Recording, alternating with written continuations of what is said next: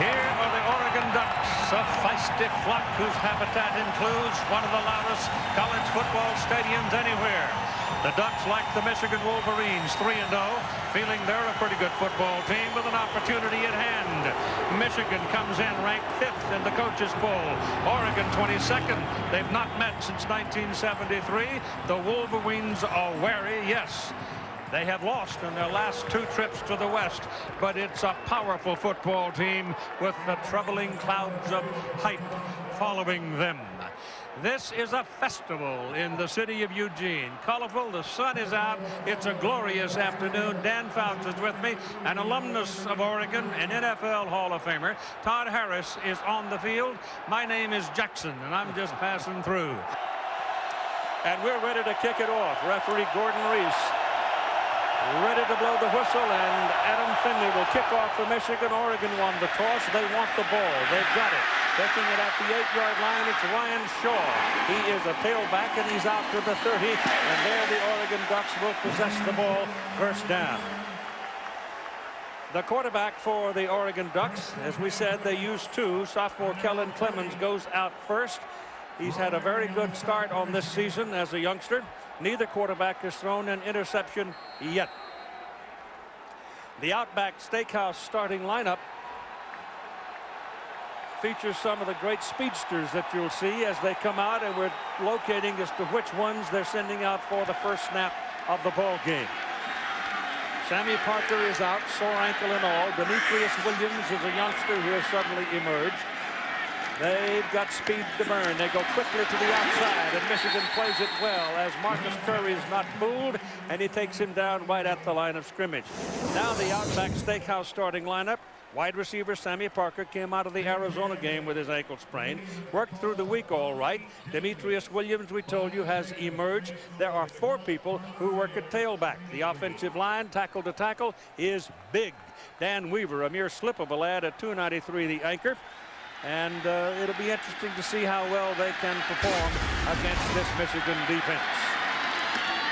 They throw the ball the other way, get it into a one-on-one thing with Sammy Parker, and that doesn't get anything either. It's going to be 3rd down and 10 as the other cornerback, LeSueur, makes the tackle.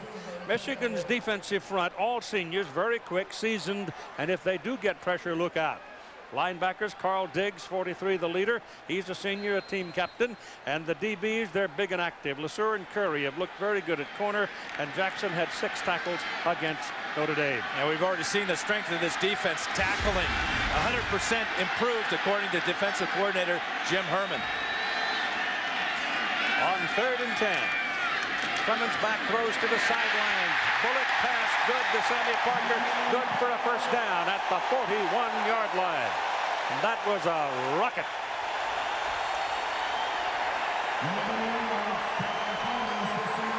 One of the most colorful settings when the sun is out in the Willamette Valley, with all the colors of Oregon covering the grandstands and the bleachers and wherever they can find a place to stand, because they do have standing room only here.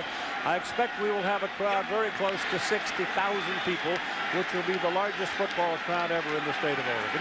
Be the largest gathering, period, in the state of Oregon.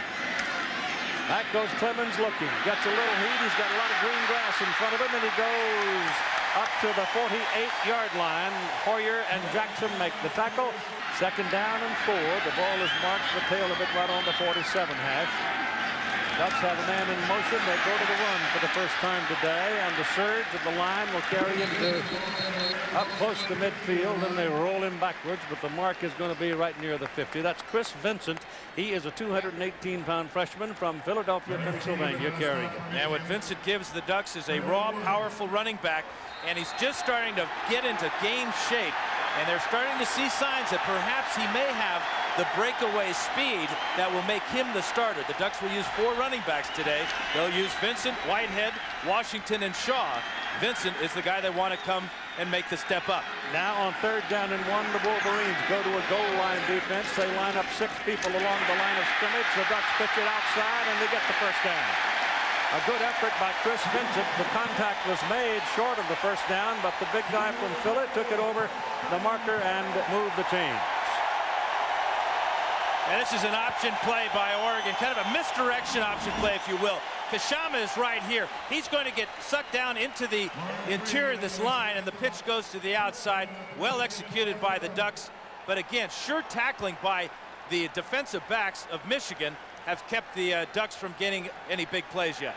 That was Lawrence Weed who wrapped his legs on that play, but it's first down at the Michigan 47-yard line for Oregon. And they got a man in motion. They go back to the run, and there's a loss back to the 48-yard line. Almost a 5-yard loss as Larry Harrison got the penetration, a sophomore out of Detroit for the Wolverines. Well, and that's not easy to get a near 5-yard loss on a running play. Harrison was late getting to his position, and that may have confused the Oregon offensive line. He got great penetration. 3-yard loss. As the sun comes out bright and clear, it's 62 degrees in Eugene, Oregon. So it's football weather. Second down, they say 14. Pressure coming. Open it up the middle for the quarterback. Clemens takes off and goes down to the 40-yard line, where he is hit hard by Marlon Jackson. It'll be marked right on the 40. They'll need close to 3 yards to get the first down. Oregon caught Michigan in a blitz that time, and they didn't get there. From the outside will come Shazer, another defensive back from this side, and that leaves the middle wide open. Good protection by the Ducks, and heads up by Clemens, realizing that the blitz was on. Don't want to hang around that pocket too long. Third down and 3. Terrence Whitehead is in the backfield now. He may be a little quicker. He's got it. Bouncing to the outside. Turns it on and goes to the 35. Down to the 34. First down, Oregon. LeSueur and Woods, the tackle for Michigan. He blocked that time by fullback Luke Rowley, who's filling in for Matt Floberg. Rowley is number 33, and he's going to lead Whitehead. Here he is right in front of Whitehead. He's going to lead him to the outside here. And this is some of that quickness that you talked about, Keith. Good move by Whitehead to suck the defense to the inside, jumps outside, picks up the first down. So put it on the 34. Oregon now has moved the ball from their own 30 in the opening possession of the ball game. Clemens back, looks to throw. Dancing, goes big. Into the end zone. He's got a man wide open and overthrew Sammy Parker. He actually had 2 people open. But Parker was the man all alone, and Clemens missed him. Yeah, he certainly had time to throw. There's no question about that. This offensive line does a super job. It's one of these slide protections. But right now, he takes a while to get this one underway, and he's too late. And when you're too late, you can't throw the ball as high and let the receiver adjust to it.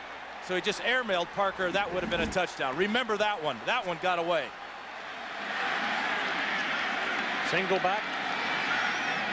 Now they put the fullback in for blocking. Gives the ball to Terrence Whitehead, and Whitehead pops it close to a first down. He picked up 9 yards on the carry.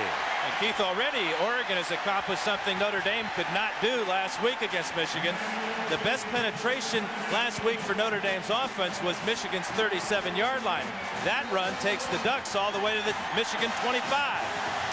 I think it's very important, frankly, Dan, that Oregon get the lead.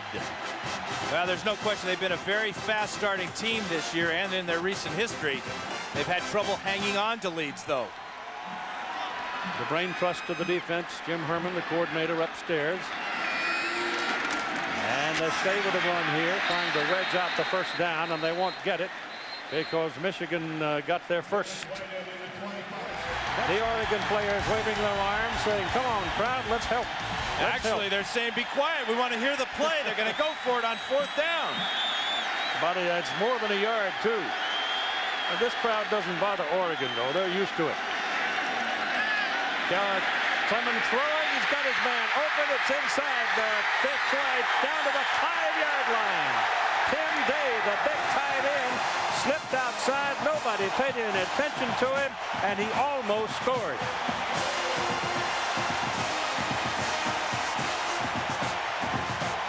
Great play action fake for Oregon. Here is Day. He's going to sneak out of off the line of scrimmage here.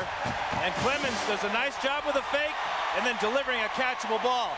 He knew he just missed a touchdown on his last pass. He made sure on that one.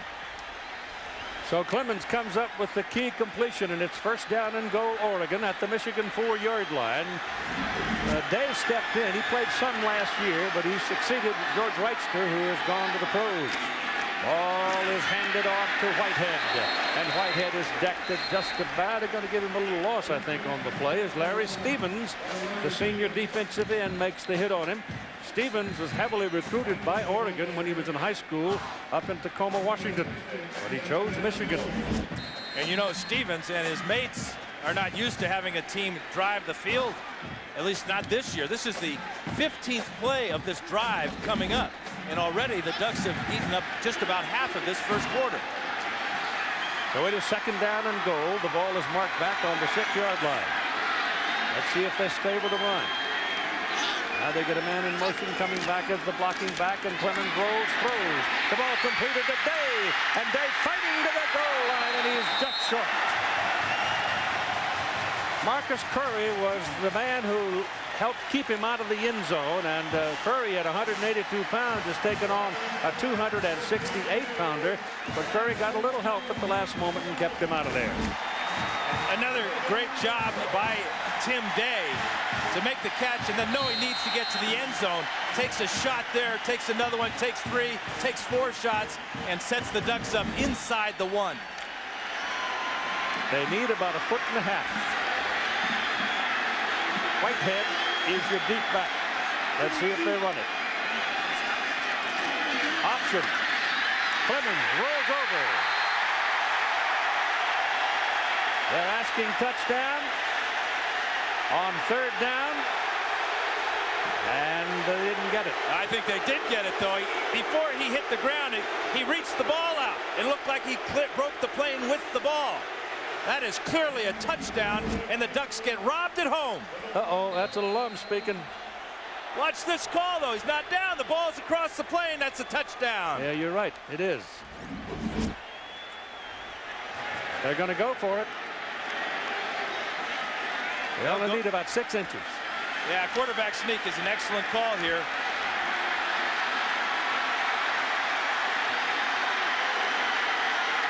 An Oregon man moved. Tim Day, of all people. My goodness.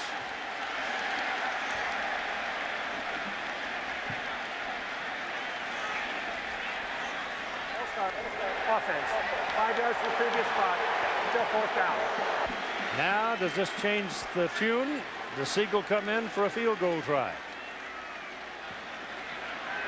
Yep, Siegel is in, Keith, and it's important, obviously, to get points on the board and not worry about the fact the referees, the officials, denied you a touchdown. Garrett Siegel has had a very successful career, 30 out of 40. He's a junior out of Sacramento. Jason Fife, the quarterback, is the holder. Kick block. Wolverines have a chance to pick it up, and it's a foot race toward the other goal line. What a turnaround in the ball game. It's Jerry Lesueur. Jeremy Lesueur will score for the Michigan Wolverines. The block was by Marlon Jackson. So the Oregon Ducks are knocking on the door. The tight end moves. They lose a chance to stick it in the end zone after driving it down the field. Michigan blocks the field goal try, and Lesueur goes the other way for the touchdown. Wow.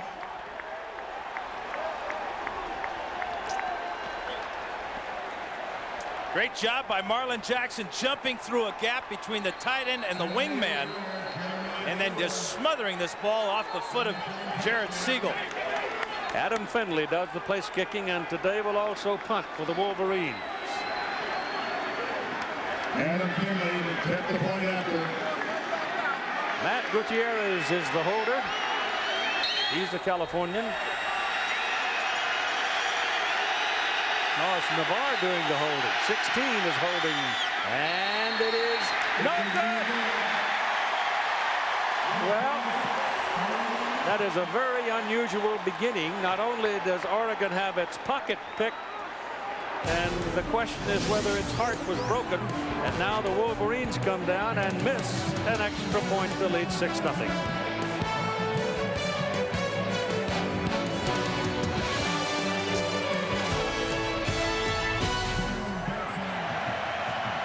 An incredible turnaround of fate in this first quarter. Troy Nineberg will kick it off for Michigan. He only weighs 166 pounds, but obviously he gets pretty good velocity. And here comes the return by Justin Finnessy, who is a cornerback. And Finnessy will get it out to about the 18-yard line. It is Michigan 6 and Oregon nothing, and the crowd is stunned. And Michigan leads at 6-0 here in the first quarter. Our Nissan Drive summary will show you just what a shocking turn of events that was for Oregon. 17-play drive, 9 minutes and 18 seconds of offense, and nothing to show for it. Now the question is, can they psychologically bounce back? That is a very good question. Chris Vincent steps in at tailback. He started there. And the quarterback remains the starter, Kellen Clemens.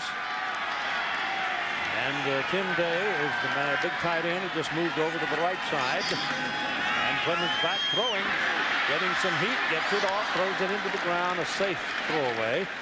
And Vincent was in the territory, but the pass goes incomplete. Yeah, the Wolverines did a great job of smelling out that screen pass that Clemens wanted to throw. The defensive line just filtered down the line of scrimmage, and heads up by Clemens realizing it and just throwing that ball away. But this is a complete Michigan football team, Keith. Offense, defense, and special teams. And what a great special teams play that was by Marlon Jackson and Jeremy Lesueur. They go to Vincent, and the Wolverines will give him a yard, and that's all, and it's a grudging one at that. Pierre Woods, junior out of Cleveland, number 99, making the hit on number 22, Chris Vincent. You can see the Wolverines are shuttling in and out their defensive line, keeping them fresh early in this game. Again, that was a 9-minute drive that Oregon had. That might have worn out some of the bigger guys. One of the great strengths of the Michigan team is, from where I sit, is the number of people that are quality they've got to play. They can rotate people and lose nothing. Clemens gets some heat, now breaks free, throws down on his knees, making the catch for a first down at the 34-yard line is Kellen Taylor. Kellen Taylor gives them a first down at the 33-yard line.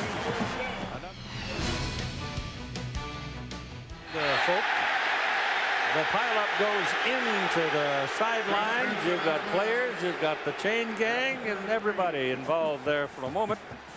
And it looks like everybody's going to get up and walk away all right. And everything but a penalty flag that obviously these Duck fans were looking for. But as they check out the replay board, they give it to the officials one more time.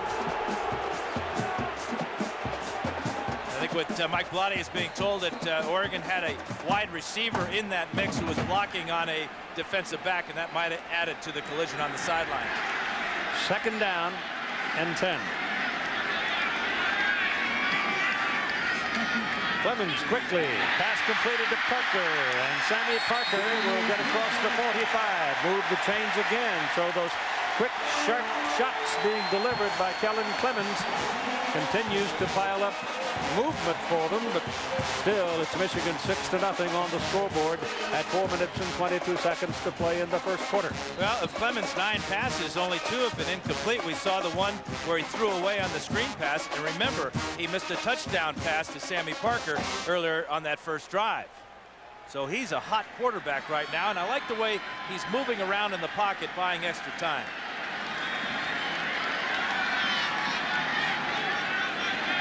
Michigan corners come right up on Parker. Parker coming down the left side. Now the pass is thrown, and it is a penalty flag flying onto the field from that side of the field. Lesueur was covering Demetrius Williams. That may be where the infraction occurred. The field judge threw the flag. And that's a good idea to cover Demetrius Williams. He had 3 touchdown receptions last week against Arizona, as Sammy Parker was injured early in that game.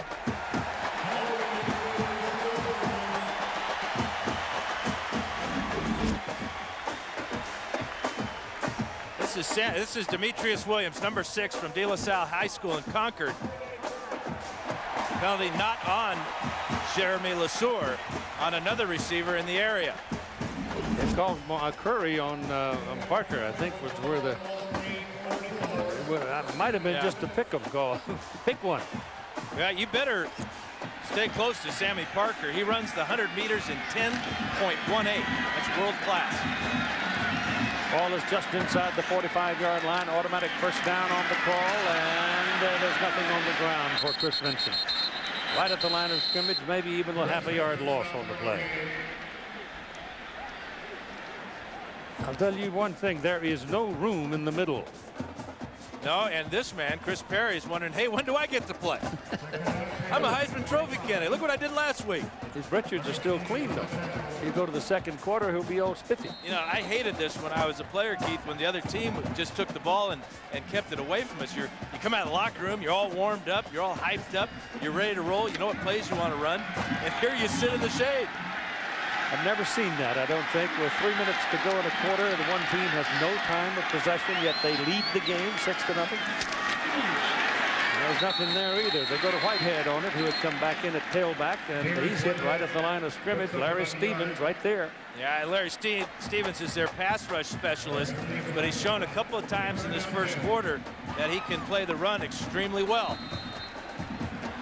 He's a character. Yeah, strange to see a defensive end wearing number 13, but he was a linebacker earlier in his career. Great pass rusher with the typical pass rusher personality. 3rd down and 10. Ball at the 45. Look for the pass. Blitz coming. Clemens steps away, throws, and can't deliver it to the receiver. Again, he had Parker beginning to break clean. If he'd have put a lot of air under it and let Sammy track it, that might have been 6. But the pressure was all over him, and he got rid of it. And no question, Jim Herman wanted to put pressure on Clemens. Can't give him time to find these speedy receivers. Marcus Curry is back to receive the punt of Paul Martinez. And he takes it about the 13, goes down at the 15. Kellen Taylor on special teams down to make the play on him. It was a 31-yard punt and a 3-yard return. Well, we finally get to do the Michigan offensive starting lineup. John Navarre is the team captain, started as a sophomore. He's absorbed some slings and arrows, but he holds school records now for completions, attempts, and yards. And here's his first snap of the ball game with Chris Perry, the deep back. And Navarre stands up to throw to the sidelines, and it's a little too high for Braylon Edwards. The Outback Steakhouse starting lineup, backs and receivers. Tailback Chris Perry has started the season like a rocket, averaging right at 7 yards on 80 carries in 3 games. He's also caught 10 passes, and the man you saw there reaching for the ball wide out, Braylon Edwards, has 13 catches. But here's the reason that Chris Perry has run so well and so far. 300-pounders, tackle to tackle, and a seasoned backup at every spot. 2nd down and 10. The ball is on the 15-yard line for the Wolverines. This time it goes to Perry, and he skates around a bit and finds daylight and gets across the 20 to the 21. Marley Tucker on the tackle. The Oregon defensive front lost tackle Nata to a knee injury. The people, though, have played well without him, and today it's Michigan depth that may present the problem, and lack of depth on the part of Oregon. Linebackers always fly around. Senior Kevin Mitchell leads them. The secondary, they were battered last year, but they're a little bit bigger this year. Some people have been moved around, and they're determined. Steve Breaston is in the ball game now as a wideout. He's exciting. And Navarre looks around and throws, and he's got a man open, but he missed him. Jason Avant was running free, and Navarre overthrew him. You know, Keith, that's almost a product of Oregon having the ball so much in that first quarter. It's been about a half hour since John Navarre has thrown a pass under rhythm in pregame warmups. So you can see his first 2 passes a little bit high. Perhaps Edwards should have had the first one. That second one was way too far. Adam Finley is in the punt. And it is Stephen Moore, a cornerback, to return it for Oregon. Finley gets a lot of air under the ball. He forces a lot of fair catches like that. And Oregon will receive the ball and take over first down at the 41. So the Ducks get good field position for this possession at their 40-yard line. And they go with Chris Vincent as the deep back. He's got it, bounces around, looking for daylight. There isn't any. Chris Vincent up the middle for no gain. He's running in the cellar against this Michigan defensive front so far. Carl Diggs on that tackle. Been an unusual first quarter for our Pacific Life game summary. Kellen Clemens with an apparent touchdown, a goal to go from the 1-yard line. Then 2 plays later, Marlon Jackson with the block. Jeremy Lesueur's 78-yard return, but the extra point by Adam Finley, wide right. 6-0 Michigan.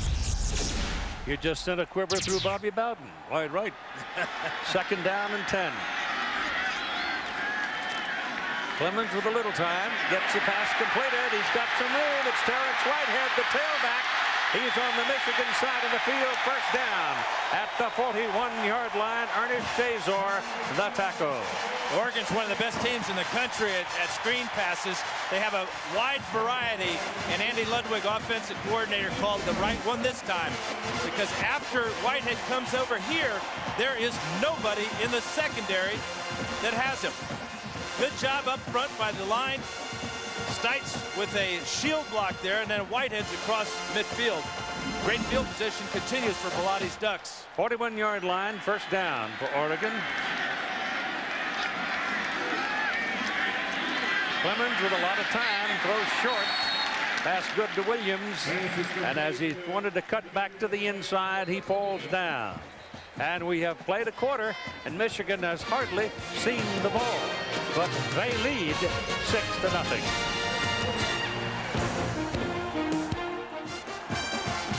This is mind-boggling, but it's the truth. Duly recorded legally. Michigan had 3 offensive plays in the first quarter, gained 5 yards. Just unbelievable turnaround in the ball game. Yeah, they've got the 6, and the Ducks have got the there you go.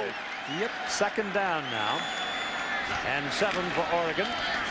They're still looking to run it as Whitehead will pick up a couple of yards down close to the 35-yard line. And again, well, Manny White's going to make a huge difference in that UCLA football team, I think.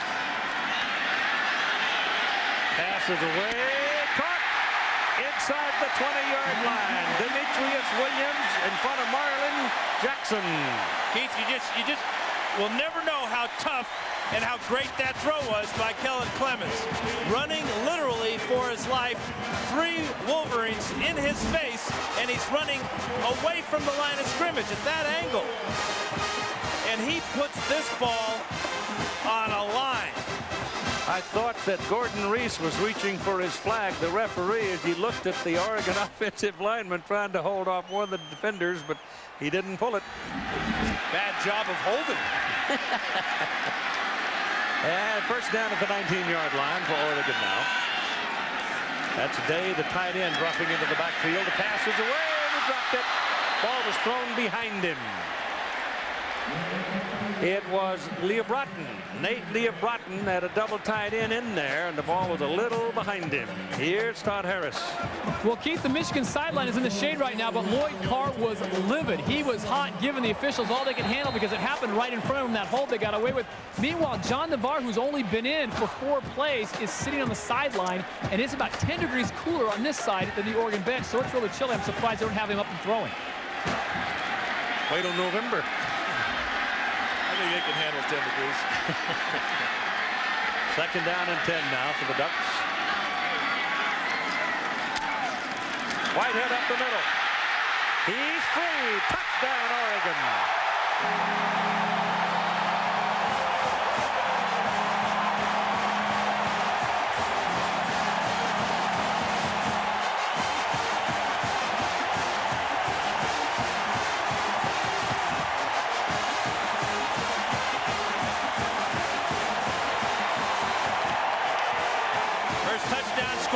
The Wolverines in the first half this year, and only the 16th point. But Whitehead on a trap up the middle behind Dan Weaver, the center, takes it in. And the first time ever that Oregon has scored on Michigan. I wasn't going to mention that, Keith. First 3 games they were shut out. The kick gives Oregon the lead. Jared Siegel. So at 13:44 to go in the first half, it is now Oregon 7 and Michigan 6.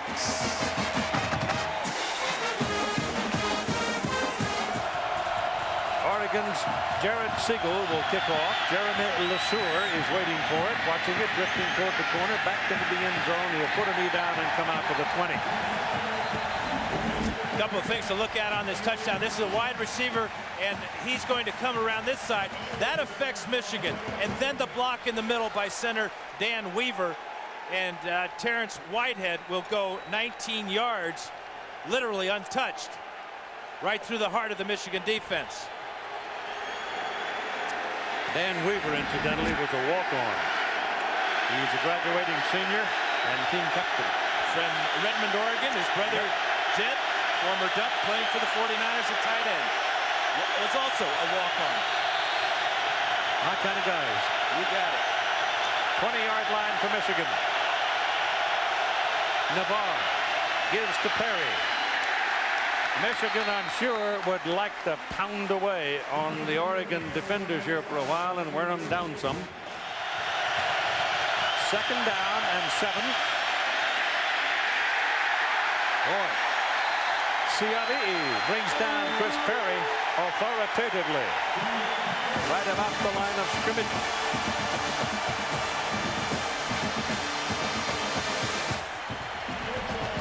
Big Igor Olshansky has moved to defensive end from his defensive tackle spot because of the play of Junior Ciavi.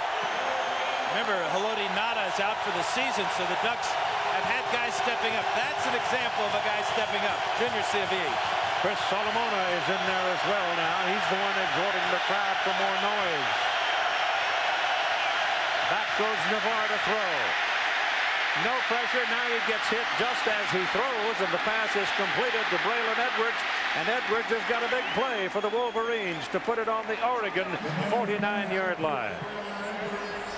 But that was a great job of John Navarre hanging in and hanging into the pocket here and searching for Edwards. Edwards is on a crossing route. He's got to clear the linebacker right there. And now watch this effort by Edwards to keep his balance and almost go all the way. If Finney doesn't show up there, Michigan's in the end zone. They're going to mark it inside the 48 where he went out of bounds. And it's 1st down for the Wolverines. This is their first offensive thrust of the ball game. Only the 2nd time they've had it. That's Breaston in motion. They throw quickly outside. Breaston, who is a speedster, he's very much like Anthony Carter. You're going to see a lot of this young fella during the course of the season. He's a sophomore out of North Braddock, Pennsylvania. He's already made his presence felt on the punt return team. And he's only 6'1" and 175 pounds or so. They're probably lying about that 175. But he has explosive speed and very little hesitation in this game. Ball is on the 44, where it's 2nd down and 7.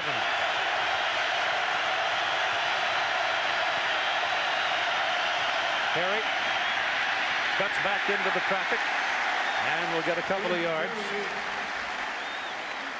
You talked about this offensive line being the strength of this Wolverine ball club. David Boss at left guard and Tony Pape at right tackle. And plus you add Dave Pearson, who's got the ability to pull from the center position. That's why Perry's been so effective. Double wide, top of the screen, single back Perry, 3rd down, 5.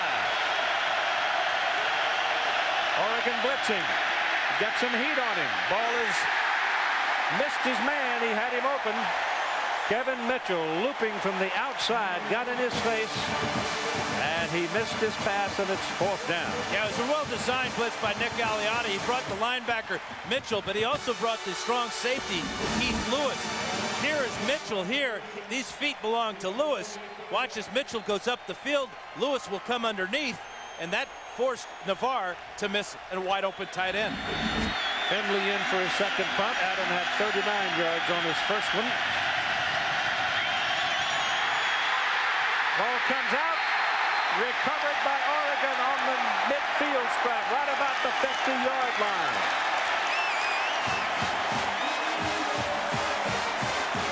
This snap just goes totally awry.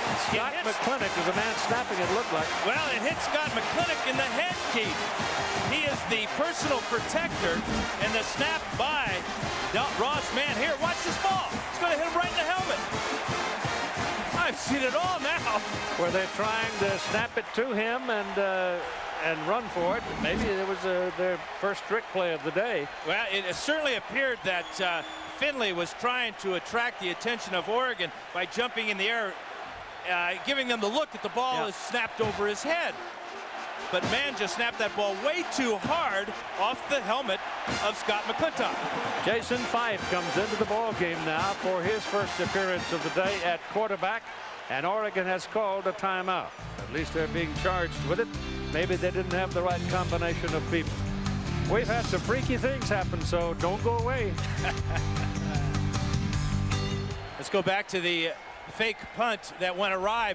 This is Thompson right here, number 35. Watch, he was going to go out here and block. They had a nice hole for the fullback, McClintock, the personal protector, to run through. But Ross Mann just snapped that ball way too hard off the side of the very famous Wolverine helmet. It happened so quick, it was hard from the side view to tell whether it was a mistake or whether it was intended, because just wham, hit him right between the eyes. Special teams. One great play for the Wolverines and one disastrous one, perhaps. Well, you can call all the play. It was a perfect play call. Yep. It would have worked. But you got to execute it, and sometimes the two don't always go together. And now Jason Fife is the quarterback for Oregon, and what he brings is senior leadership. And he will run the hurry up, or the no huddle offense rather. And perhaps they'll do it with this field position. That would be wise to do, especially when you consider that Michigan's defense has been on the field for over 15 minutes in this game already. Now we're told that Oregon was not charged with that timeout. They run the ball and find some daylight, and Whitehead goes spinning around as he crashes down at about the 46-yard line. Jason Fife's a big guy, 6'4", 222 pounds, and they're going with a no-huddle offense here, trying to catch Michigan in a disorganized circumstance, but it takes so long getting the play called. Michigan's defense is all set. Now they show blitz. And Fife back. They're looking to put some heat on him. He throws perfectly on target to Tim Day. And Tim Day has another Oregon first down, going down the sidelines to the 15-yard line. Lawrence Reed saved the touchdown. Boy, there's just no hesitation in Jason Fife's game as he got back quickly and let this ball go to his tight end. Tim Day now 3 catches, 57 yards, little corner route. That's the matchup Oregon's looking for. Get their tight ends on their linebackers of Michigan. All the writers wrote about and all the people talked about were Sammy Parker, but it's Tim Day who's been the big target for the Oregon quarterback so far. First down at the 15 now for the Ducks. They lead 7-6. Option 5, going for the corner. Touchdown.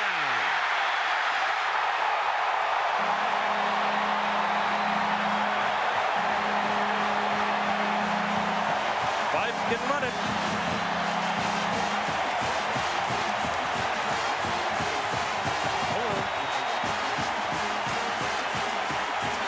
A sea of yellow at Autzen Stadium erupts with joy as Fife enters into the corner.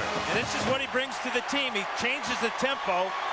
He's got senior experience in this offense, and he was originally one of the better option quarterbacks that Oregon recruited. Siegel for the point. Fife holds it.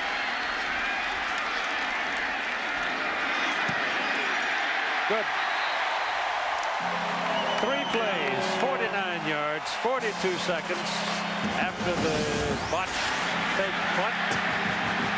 10:01 to go. You're watching ABC Sports Championship Television. Oregon 14, Michigan 6.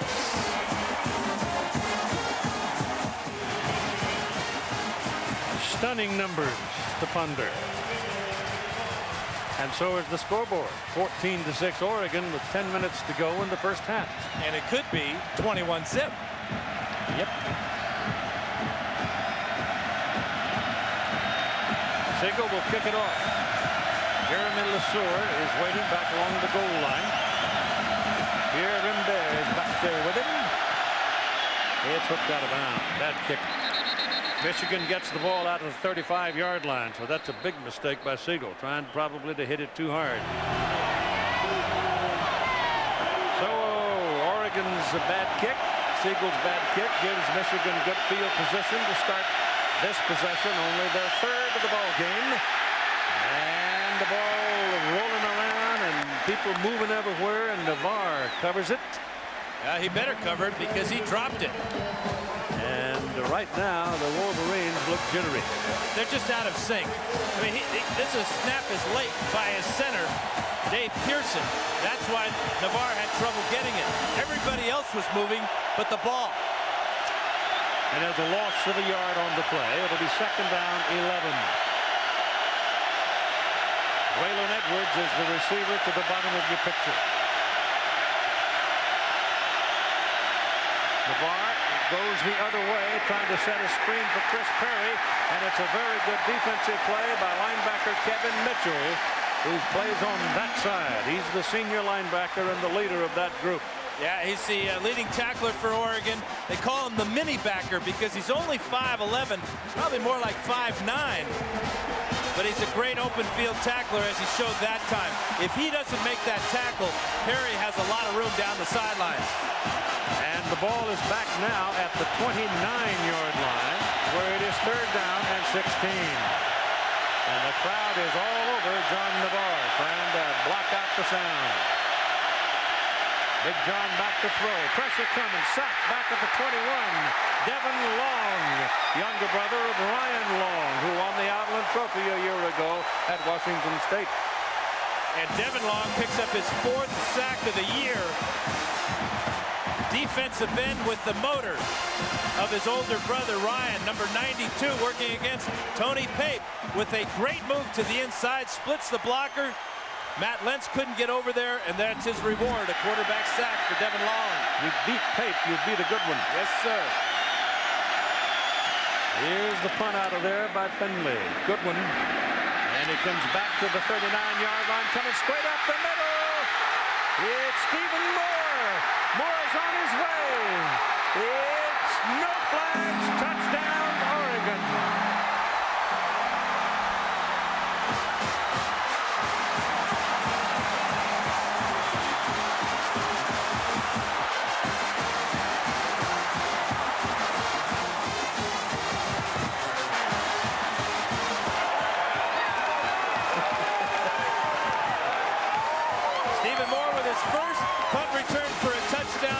The Ducks have always been very good at returning punts. They've had people like Keenan Howard to do it, but the trademark return has always been the middle return, as they executed perfectly that time. 61 yards after a 39-yard punt. Siegel to the point. Fife holds it, and he kicks it straight through. And at 7:50 to go in the first half, it's Oregon 21, Michigan 6. Special teams coach Robin Ross said that Stephen Moore is our returner. He is no Keenan Howard, but he catches the ball well, and that's most important, and he's fearless. To run right up the middle against a punt coverage team, you have to be fearless. And the lower body strength, those strong, thick thighs, pulled him out of that tackle, and then he's got nobody in front of him to the end zone. I guess the question of whether Oregon can bounce back psychologically from the Kellen Clemens non-touchdown on that first drive has been answered. Yes, it has. But at the time, it was a legitimate question because it was a moment of serious denial. Special teams play. We've seen 3 already, 4 actually in this game that have contributed to this wacky first half. Blocked field goal, a missed extra point, a botched fake punt, and then the great punt return by Stephen Moore.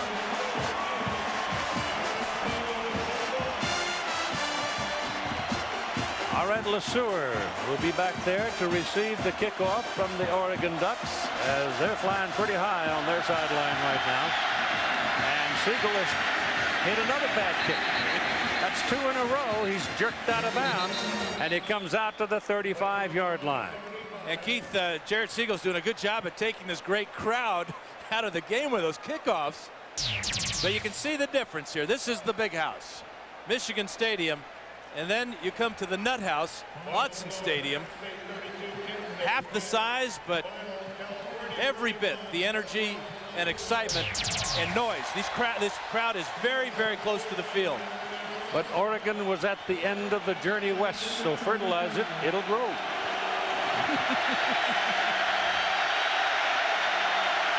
First down from the 35 now. John Navarro stands up very quickly, throws to Edwards, and Edwards got a little room. Now 3 Ducks hit him at the 40-yard line. That's a quick pickup of 5, maybe 6 yards. Well, Michigan knows that Oregon recently has had real trouble guarding fleet, tall, wide receivers such as Braylon Edwards. Edwards is a sub-11 second guy in the 100 meters, and he should be a big target for Navarre as this game goes on. Michigan needs something to solve their dyspepsia right now. Ball is handed to Perry. Perry tries to power his way over the right side on 2nd down and a long 4, and he's hit by Jerry Maxson, taken down after a yard.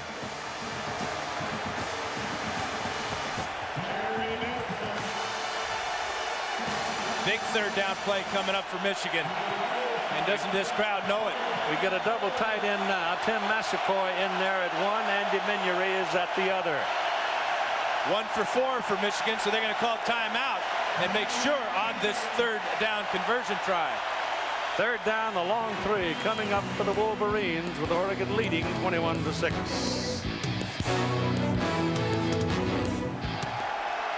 Now time for the Aflac trivia question, and this week, which coaches share the record for the most Rose Bowl game victories? Aflac! That wasn't me, folks. I want that Duck. We got to get him to the Rose Bowl this year. Navarre all day to throw, and throws high and out of bounds. That Oregon secondary doing a great job of taking away Navarre's primary receiver, forcing him to wait and wait and wait. Then the pressure comes, and he's got nothing down the field. All 3 of the wide receivers on one side of the field. The Ducks are in a combination coverage, and you can see that's as good as Oregon can possibly do, and had done in a long time, covering 3 fast wide receivers. And that brings up another Michigan punt with Adam Finley, and waiting is Stephen Moore. The last time he went 61 yards for a touchdown. Kick is away, spin on it. Fair catch called at the 26-yard line.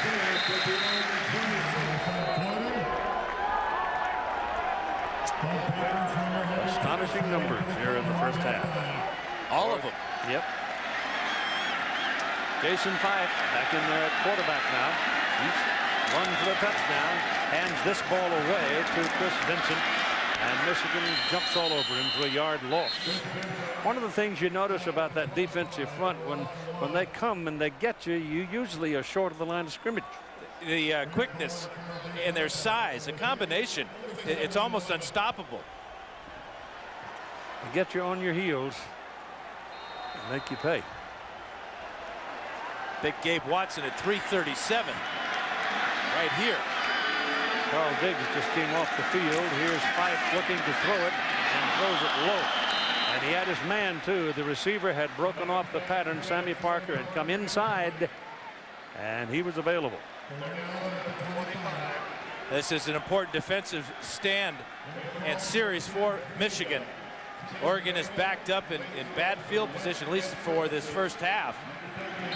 If they can force a punt after this play, they'll give their offense a chance with good field position.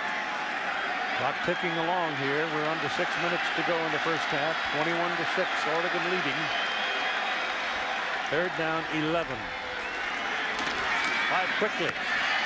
Pass is completed, but it's well short of the first down to Kellen Taylor. Taylor sliding as he made the catch, and that leaves him 3 yards short, 4 yards short. Yeah, that's 2 poor passes by Fife in a row. Missed Parker on the previous play, and then that one was thrown so far behind Taylor, he was unable to keep his feet and pick up the first down. So in to punt is Paul Martinez, and Mr. Excitement is waiting to receive it, Steve Preston. He's averaging better than 19 yards. terrible kick. Now let's see what happens with the bounce. Or it takes an Oregon bounce, and Breaston's forced to leave it go, and it's going to roll dead inside the 5-yard line. That's an incredibly successful bad punt.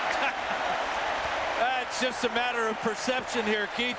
That ball hit the ground at about the 32. It ends up on the 2. 30 yards of roll. My goodness. The football gods are wearing yellow and green. Which coaches share the record for the most Rose Bowl game victories? The Aflac trivia question, and the answer is John McKay, Southern California, and his predecessor by some years, Howard Jones, also Southern California. John McKay, an Oregon Duck. Yeah, with the tailback here at Oregon. On first down from the 2, the Ducks swarm all over Chris Perry and stop him just about the line of scrimmage, maybe a yard. Yeah, the amazing thing about Mike Bellotti is, as you look at this graphic, it's in his 9th season here at Oregon, and all the other Pac-10 coaches 3 years or less. And you look at Dirk Cutter and Jeff Tedford, former coordinators here under Mike Bellotti. Perry's carried 6 times for 13 yards so far today. Came in leading the country in rushing. Navarre out of his end zone gets the pass away. It is caught by Braylon Edwards up around the 7, and he's knocked out of bounds by Stephen Moore. Good job all the way around by Navarre and Edwards, and the coverage by Moore. He knows that Edwards can fly. He was laying off him about 6 yards. Let him catch the ball and then closed in a hurry and made a sure tackle. Preston goes back in now at a wideout. So you've got the 2 burners, Edwards, Preston, and they're together on the bottom side of the screen. Now Edwards goes the other way in motion. Navarre back, gets pressure, gets the ball off, ball caught, and he's got just enough. It was the strength of 6'3", 210-pound Edwards against 5'9", 180 Moore. Well, Nick Aliotti, defense coordinator, is going to bring pressure. Watch, this is Keith Lewis, and watch who picks him up and allows Navarre to have the time to make this completion. That's Chris Perry with an outstanding block on Lewis, taking his legs out and eliminating him as a factor. It was that last turn that got the first down for them at the 15-yard line. Ball thrown high, and it's incomplete. It was intended for Breaston. And that may be an inexperienced move there by Breaston. That's that bubble screen where he's got a wide receiver who's going to block for him. But he put one hand up for this ball and almost popped it up in the air, where Finnessy, if he was more aware, might have picked it off and walked into the end zone. Very dangerous play. 3:50 now to play. 3:52 in the first half. 21-6. Oregon with a lead over Michigan. Michigan came in ranked number 5 in the coaches poll. This is Chris Perry going to the outside, cutting back to the 19, or close to it. And the Oregon defense pursuing. Yeah, how about that? Yeah, what I want to know is how come that newspaper man sat on it for 2 years. 3rd down and 7. Pressure, steps away from it, throws into the middle of the field. The pass intended for Massaquoi, the tight end, and Big Ten cannot come down with it as Mitchell and Matson pinched him and knocked it away. Yeah, Massaquoi's had a little bit of trouble this afternoon. In fact, Navarre's had trouble finding anybody but Braylon Edwards to catch his passes. 5 completions for Navarre out of 11. 4 of them have gone to Edwards. 4th down, another punt, and this is the 4th of the ball game by Finley. No pressure on him. The kick is away, and it's again a tight spiral. And the tackle is made just as the ball arrives. Stephen Moore stepped under it, did not fair catch it, and was immediately taken down. The halo rule is gone now, remember, this year. You just give him a chance to catch it, and then you can whack it. I don't see a cloud, and that's rare. No, not this time of year, Keith. football time of year. It's always sunny here in Eugene. Right. Clemens is back in at quarterback now. After Jason Fife had his 2 possessions, the ball is handed to Whitehead. Getting a block on the corner. Whitehead first down. Ernest Shazor makes the tackle. A good run by Whitehead. An unusual first half, to say the least. Marlon Jackson with the blocked field goal, and then Jeremy LeSueur goes 78 yards. Terrence Whitehead on his 19-yard front prance to the end zone. How about Jason Fife on the option play from 15 yards out? And then Stephen Moore on the middle return of a Michigan punt goes 61 yards, 21-6 Ducks.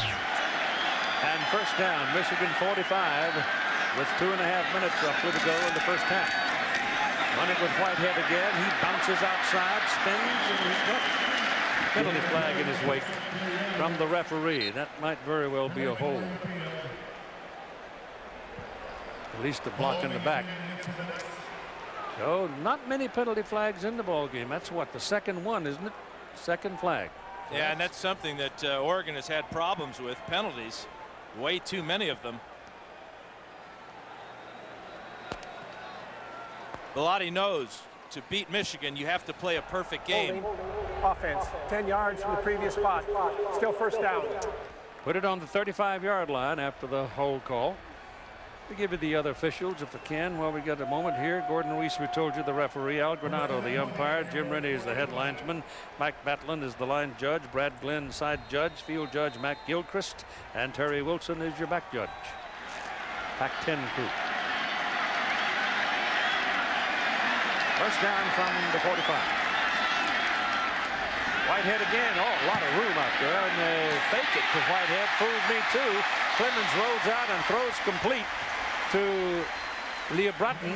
Nate Leah Broughton, a sophomore out of Bend, Oregon. That's your neighborhood, Dan. Yeah, his first catch of the year, and a pretty good one. Again, Clemens showing his arm strength and mobility as he rolls away from this great fake to Whitehead. That pulled Michigan off the tight end Leah Broughton, but again, he's running away from the line of scrimmage and still able to get enough on the ball to get the completion. Larry Stevens was the big guy chasing him. So it comes over to the Michigan 45-yard line. And Clemens gives it again to Whitehead. He's a sophomore out of Los Angeles. And last year as a freshman running behind Ontario Smith, I thought it became quite clear he was the heir apparent. But others have surfaced here. And what you really have going at tailback for Oregon is a four-man quartet. Yeah, with Vincent, you've got a bigger back who's got power. Whitehead gives you the shiftiness and the moves. And Washington is a little bit of a combination of the two, and so is Shaw. So none of the four have really separated themselves, although Whitehead's touchdown looks pretty good right now. Third down and 8. Ball thrown quickly, and it looked like Shazor might very well have gotten a hand on it and deflected it. That was a great play by Ernest Shazor. As if he is a 6 inches farther towards this ball, he picks it off and scores. It's a quick step. There is Shazor right there. Watch, he reads the eyes and can barely get his hand on that ball. He's a big safety at 6'4". Almost got a pick. In the punt now, Paul Martinez, his third of the day.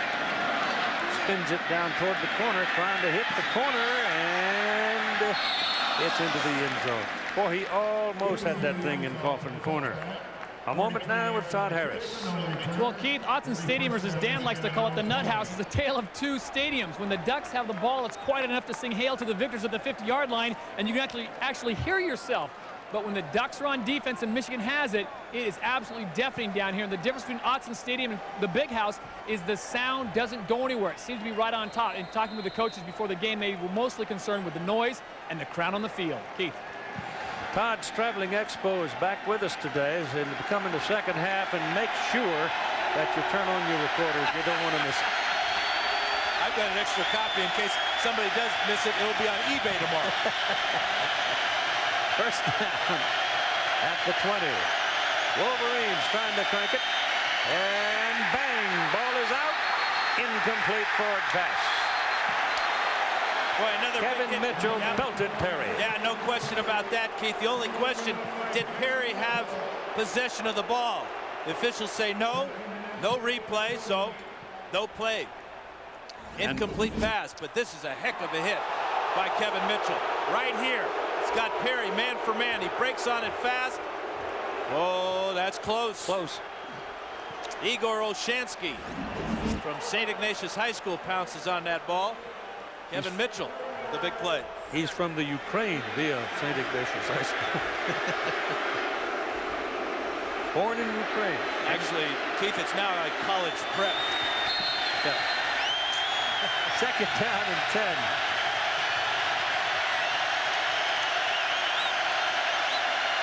.39 seconds to go in the first half. Chris Perry trying to get outside, and his legs are taken away by Stephen Moore, who has had a big first half at cornerback for Oregon. Well, Nick Aliota's got to be. Nick's got to be happy with the work of his troops here in the first half.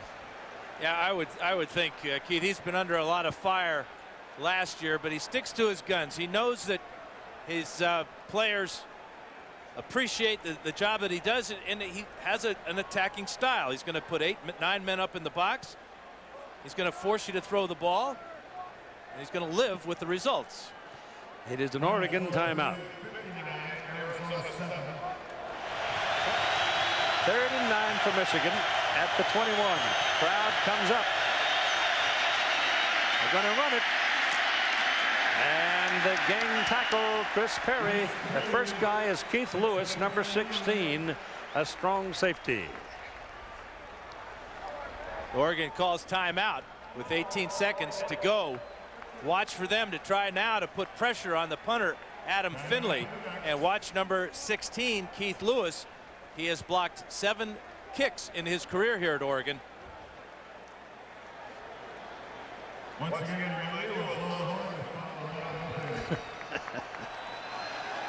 Having fun. Now remember, Jared Siegel has a career best of 59 yards. That's what the Ducks are thinking now. 3 more points on the board. Finley's 5th punt of the first half. It's Stephen Moore. You know how dangerous he can be. They don't get any pressure. They peel back. The punt is very short, but takes a friendly bounce for Michigan. And Moore isn't going to mess with it. He's going to let it roll, and it rolled well down to about the 38-yard line. And so with 5 seconds to play, I don't think a cannon would get it over the crossbar. Now that fortunate roll, we've seen Martinez get a good roll for Oregon, and now Finley gets a big roll, and that takes any thought of a field goal out of the equation. But there's always a chance for that old Hail Mary play. Well, remember now the half will not end on a defensive penalty. Yeah, Oregon's just going to kneel down, go to the locker room, be thankful and happy. Michigan, they got to go to the locker room and get to work. I don't think I would want to get greedy here. Don't want to make them mad. There's the knee. Time runs out, and an astonishing first half of play here. It's Oregon 21 and Michigan 6. And here is Mike Bellotti with Todd Harris. Well, Coach, you've got to be happy the way they rebounded after that great drive and then come up empty. Yeah, I'm pleased. That could take some wind out of your sails when you do what we did and then give up a touchdown on a block play. But again, I'm happy both sides of the ball have really contributed. In fact, offense, defense, and special teams. It's only a half, though. There's a lot of game left. Everyone seems to be executing, and you got the nut house into the game. Well, yeah, we talked about getting our fans into it and let them cut it loose a little bit. They're doing a great job. All right, thank you, Coach. Good luck in the second half. Keith? All right, Todd, thanks very much. So at 21-6, they're in the clubhouse, Oregon leading. Coming up next, the Valvoline halftime show from Times Square Stadium.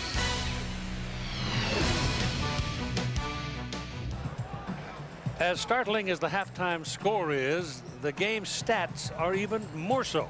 Well, our Pacific Life game summary, what a difference 1 week makes. Last week against Notre Dame, total dominance by the Wolverines in every category, especially the final one, the 38-0. But this week against Oregon, it's been all Oregon. And you look at the bottom note, almost 2/3 of the first half, Oregon was on offense. Now, the question I have, sir, is keep Michigan out of their rhythm?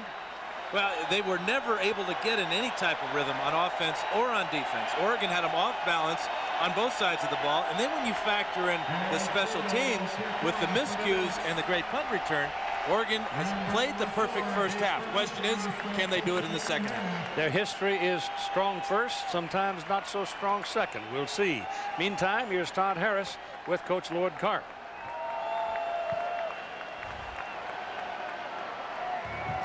So is the noise and odds and everything you thought it would be? Well, it's significant, and we knew that coming in here. What did you tell the guys at halftime to bounce back and get in this thing? We've got plenty of time. We've got to do a better job of offensively running the football. We didn't protect the passer very well. We dropped some balls. But we've got to settle down and play 30 minutes of football. We've got plenty of time. Thanks, Coach. Jared Siegel kicking off. Yeah, that was one of those pooch punts, and it really confused the return team and also took them out of, you know, we just talked about rhythm. Well, a kickoff return team has a certain rhythm, and with that short kickoff by Siegel, it took the Wolverines everything they could do to just hang on to that short kickoff. Siegel was dispatched out here to do some extra work after hooking 2 kickoffs out of bounds, too. So he probably got an earful himself at halftime. Here's Michigan now, first snap of the second half. 21-6, Oregon. John Navarre, the quarterback, back to throw it. Standing at the 12, shoots it incomplete. It was intended for Chris Perry coming out of the backfield. David Martin ran into the play and had to shake his head a little when he got up because he took a whack. Navarre coming off his tight end. Look at Massaquoi in the middle here, running free. But when Navarre goes to look to him, for some reason, doesn't cut it loose. Instead, he finds Perry covered by 2 Ducks. And it's second down and 10. And the crowd getting into it now. Edwards is the man returning to the ball. Navarre getting pressure, sacked at the 10-yard line. They'll let him fall forward to near the 12. That was Justin Fennessy coming off the corner. Fennessy with his second sack of the season. It's a corner blitz, and you have got to have great speed to be able to pull this off. Michigan not ready to pick up the corner. Nobody there to pick up Fennessy, and Fennessy has to struggle with the big John Navarre at 6'6", 230 pounds, but he gets him down. So it is third down and 18 now for Michigan. And the crowd's all over the Wolverines at that end of the stadium. Back goes Navarre to throw. Lets it go to Edwards, and it's thrown a little behind him and incomplete. Marley Tucker was covering on the play. Perfect pass works, but that was not a perfect pass. Oh, you know what, Keith? I beg to differ with you. That, to me, was a perfect pass. For some reason, Edwards only put one hand up to catch the ball. The ball was right out in front of him. Navarre throws a hard ball, but you've got to throw it hard, especially across the middle. Yeah, it was better than I thought. Yeah, I think that Marley Tucker may have been pulling on that other arm, and that's why Edwards couldn't get 2 hands on the ball. Punt will be inside the 5 for Findlay. The wind is kicked up a little bit, and it's a bad kick. Shanked it. And it's going to bounce around the 40-yard line and go out of bounds at about the 41. So that's a 29-yard punt. And Mike Belotti's 2-quarterback system continues to work. You can see the numbers there. The big one down here for both of them. No interceptions in 3.5 ball games so far this year. And great field position for the lucky quarterback that comes out first, Kellen Clemens. Big opportunity here. The ball is on the 41-yard line of Michigan for their first snap of the second half, leading 21-6. Clemens gives it away to Chris Vincent.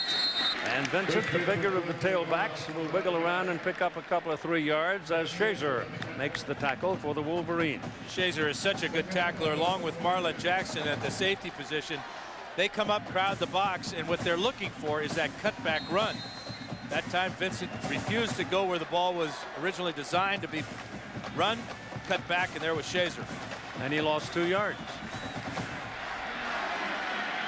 Second and 12.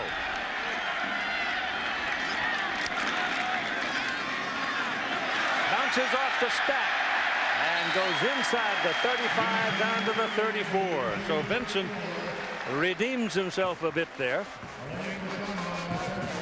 and turns in a good run. Keith's first trip to Oregon for Lloyd Carr and the Wolverines. You can see that the Big Ten has had problems when they come to the West Coast to play the Pac-10, but I'm sure if you look at the other way around, that the Pac-10 has probably struggled just as much when they've gone back to Big Ten country. Yes, they have.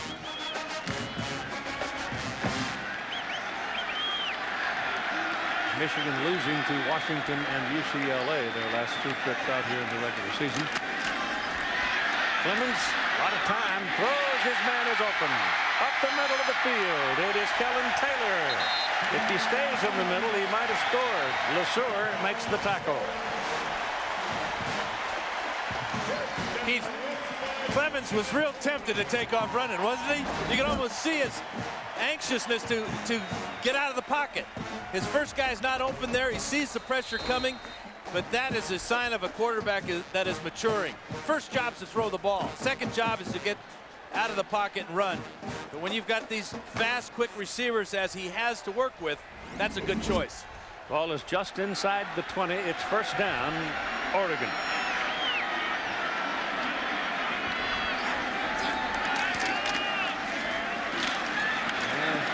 No hole there this time for Vincent. They just bury him. I'm not sure he gained a yard. They haven't had a lot of success hitting the middle of the Michigan defense, except for Whitehead's touchdown run, which came on a similar play as that one. Michigan ignored the wide receiver on the end around fake. Whitehead is back in now at the tailback position as Vincent leaves, and he is a single back in this formation. You got 3 receivers up there at the top of the formation. And Winslow throws it incomplete. Williams running for the corner, and Kellen Clemens did not get the ball where he could catch it, but he actually had him available. That's a hard pass. Well, the angle is difficult. The receiver is running away from you at a difficult angle. Your margin for error is about a yard. That time he was off by 2 or 3. Third down coming up now for the Ducks. Ball is on the 19-yard line of Michigan. Williams, Parker. They're the quick ones. Clemens runs away from the heat. Now 2 Wolverines are after him, and he's going to get. Oh, he throws it away, and he's outside the tackle. He's able to throw it in the vicinity of Williams, an eligible receiver, and so he saves a huge, huge loss. That would have taken him out of field goal range, or really tested Jared Siegel. Clemens lucky to get this ball off. Great pressure by the Wolverines. Lucky that ball carried all the way to the line of scrimmage. So Siegel is in now, and this looks like it'll be a 36-yarder. The junior out of Sacramento had his first try today blocked. It resulted in a Michigan touchdown. This one's on its way. Plenty of leg, and it's good. And it's Oregon 24 and Michigan 6 at 11:09 to go in the 3rd quarter.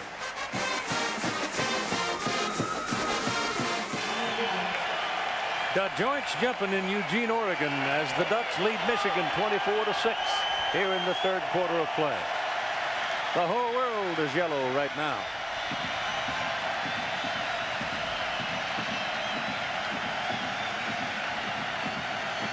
Siegel will kick it off.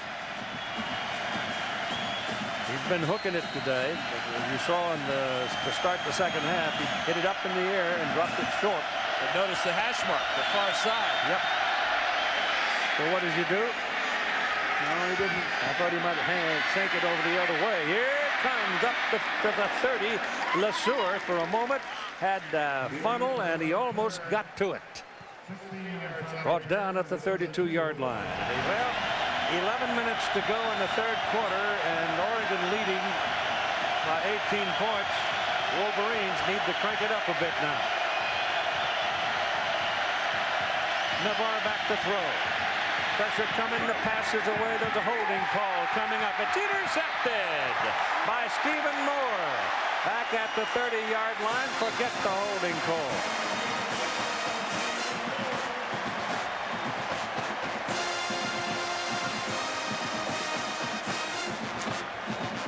Well, the way things are going right now, Michigan is helping Oregon.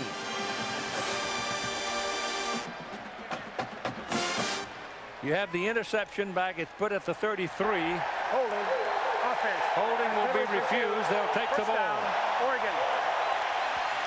Sorry, the hold was on Robbie Valenzuela, who got great pressure on Navarre.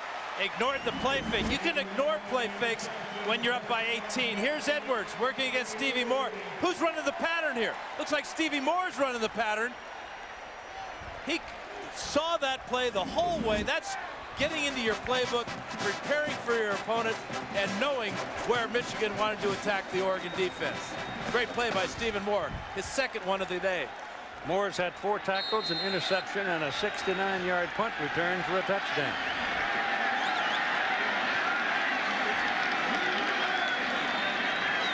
From the 33, the Ducks go to work with Whitehead trapped behind the line of scrimmage and dropped for a 3-yard loss. It was Larry Stevens that did most of the damage.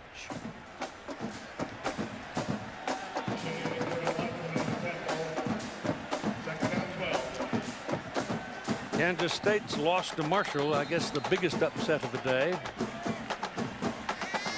They played in the rain and mud, Virginia Tech and A&M the other night. And Tennessee won a game at Florida. Hallelujah. On 2nd down and 12, Clemens' ball is thrown well to Taylor. And Taylor is down at the 38-yard line. They've got to go to the 43 to get their first down. Clemens did a great job again of getting the ball out under duress. Watch the pressure from behind. Never sees this pressure coming. Big number 99 is Pierre Woods, and he drills the quarterback, but instant too late for the Wolverines. Clemens throws a hard ball. If he's got good rotation on it, it probably doesn't feel that hard, but it really has carry. Zinger. Yeah. 3rd down and 6, they're calling it. And to throw it up, going to run it, bounces outside, gets away. And a first down and a penalty flag. And look out for this one. Yeah, this one's coming back. They're going to call holding against Oregon. That's why Clemens got away. Whitehead had a big block for him, but that's for naught.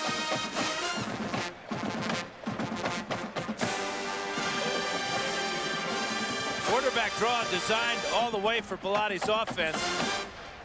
There are a number of Ducks that could have been called for holding on this play. Looks like Adam Stites holding on Pierre Woods. Holding. Offense. 10 yards from the spot of the foul. Still 3rd down. Number 74 is Stites. There is 99 Woods. Watch the right hand as Clemens breaks to the outside. Woods tries to go with him, but that'll get called every time. Spot a foul penalty. It'll be 3rd down and 8 after an 8-yard pickup and a 10-yard penalty. You know, when you run a 2-quarterback system, you more readily will call a quarterback draw or an option play. Both these quarterbacks run very well, Clemens and Fife. 3rd and 8. Down the middle. He's lucky to get that one back.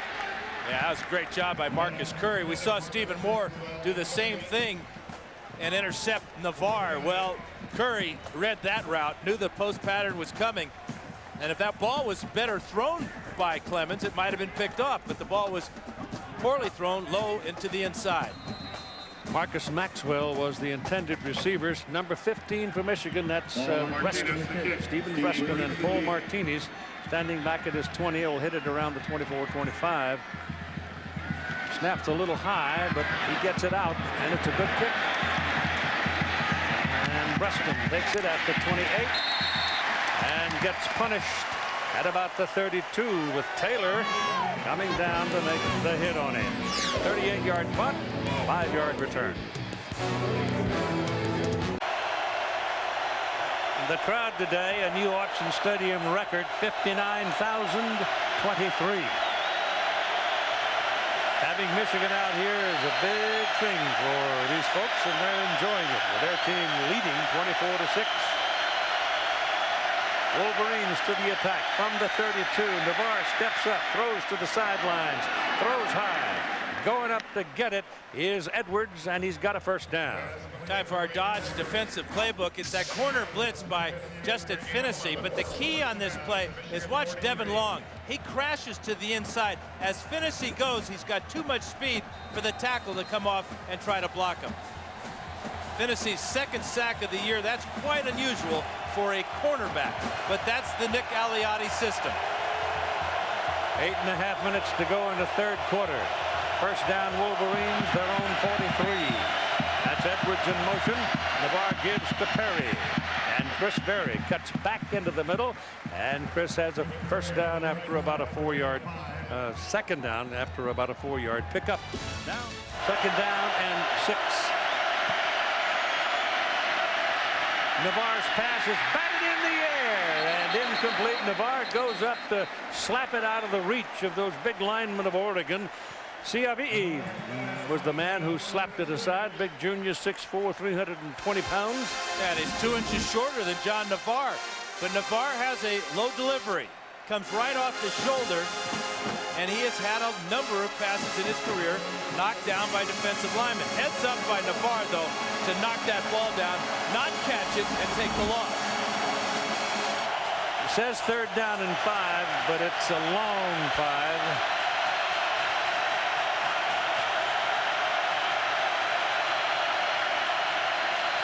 Penalty. The penalty for Navarre is he is just clobbered. The pass is incomplete, intended for Avant, and it was Olszewski that planted the Michigan quarterback. We talked about Igor Olszewski being a converted defensive tackle. Here he is right here. Watch him get to the inside, working against Stevenage. And that's a big loop for a big man, and he punishes Navarre. Watch Navarre's head snap back and hit the turf. That hurts. And so the Wolverines will punt again. This is number 7 for Finley. High and a lot of air under this one. They'll leave it alone, and it's going to bound around, and the Wolverines will kill it deep. At the 2. So the ball hit softly on the field turf. Didn't kick into the end zone. Didn't kick at all.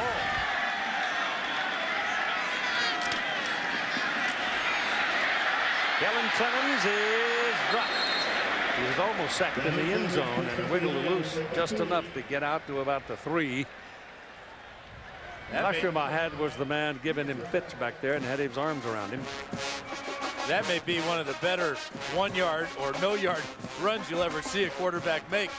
Talk about testing the patience and the time he had to throw. Barely got out of that end zone, avoiding that sack.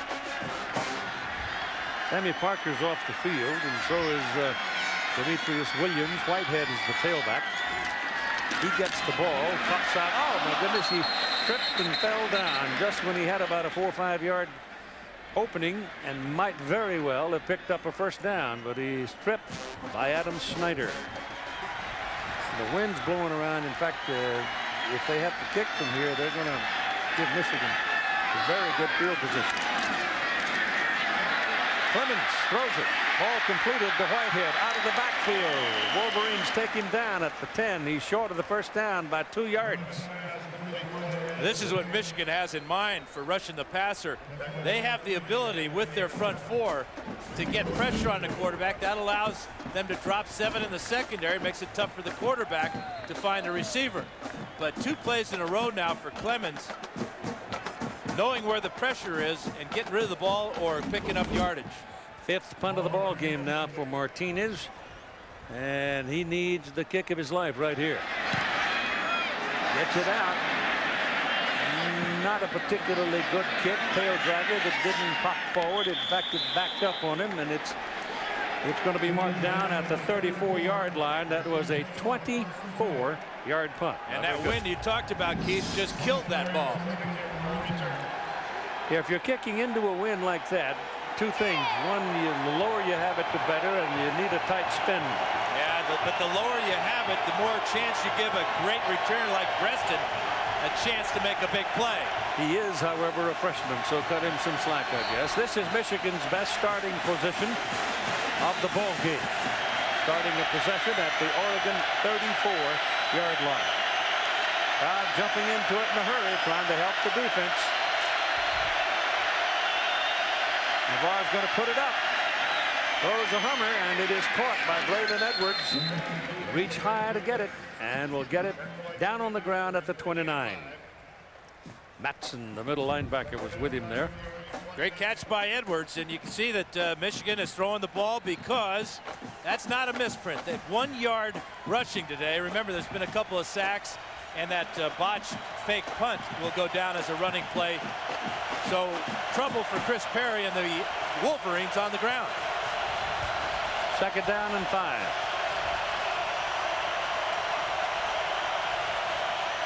He looking left. He throws it left. And the pass is complete. On his knees, it's Jason Avant making the catch. That's close to a first down. It is. Navarre now has completed 8 passes out of 20 throws. 6 of them have gone to Edwards. That's the first one to another wide receiver.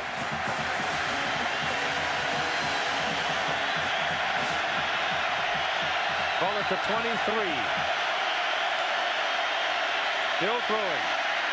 Puts high and into the corner of the end zone, and incomplete. Intended. He's trying to play jump ball, getting Edwards over Moore, but it doesn't work. That's not a bad idea, because Edwards at 6'3" is a high jumper, goes 7 feet for the track team.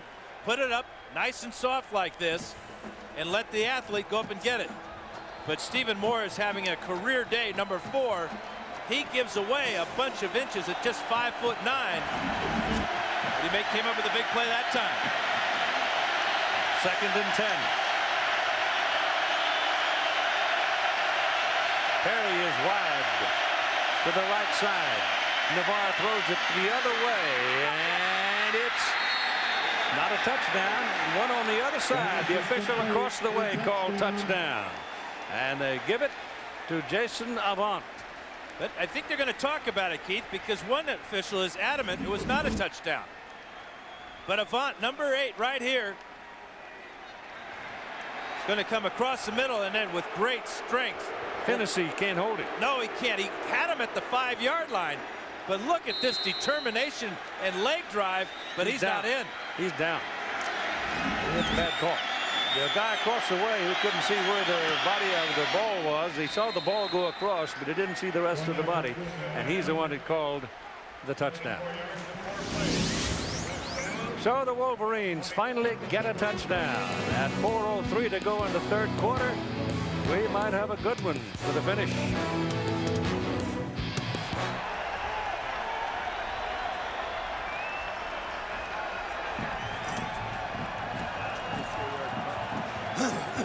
Nienberg.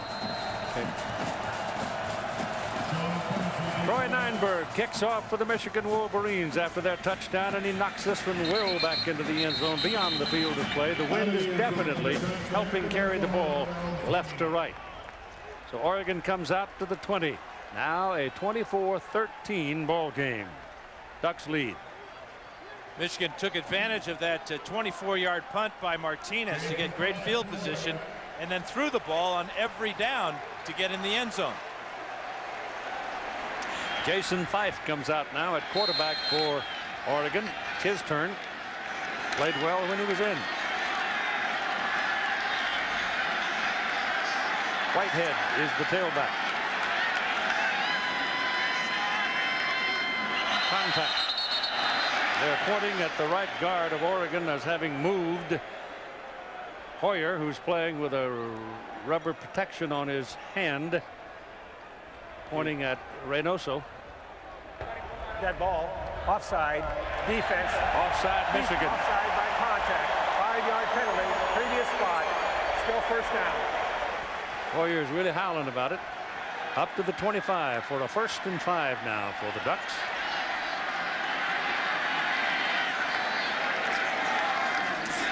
Life gives to Whitehead. Big hole.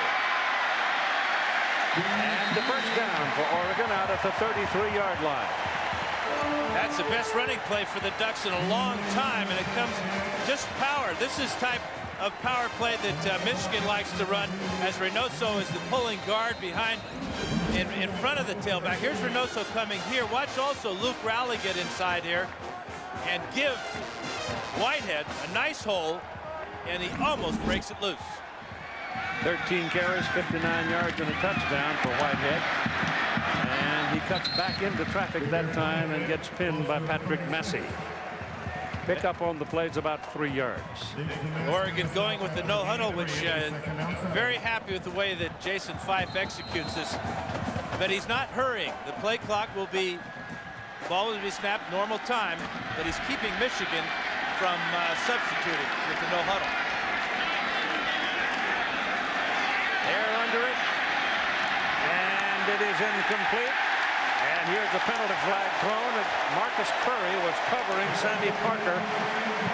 Boy, they both had their arms on each other. Usually in that case, it goes against the defense. That ball was a wounded duck by Fife. Yeah, he misjudged the strength of the wind, I think. I think you're right, and he got the ball out of spiral. It goes against Curry, but the ball was so poorly thrown. Look how far Parker was behind Curry, but it's Curry's left arm on Parker's right arm that got the flag. Watch him reach out. Could have gone either way, though. The penalty gives Oregon a first down. The ball is just inside the Michigan 49-yard line. 3 minutes to go in the third quarter. Fife gets his pass away. Caught.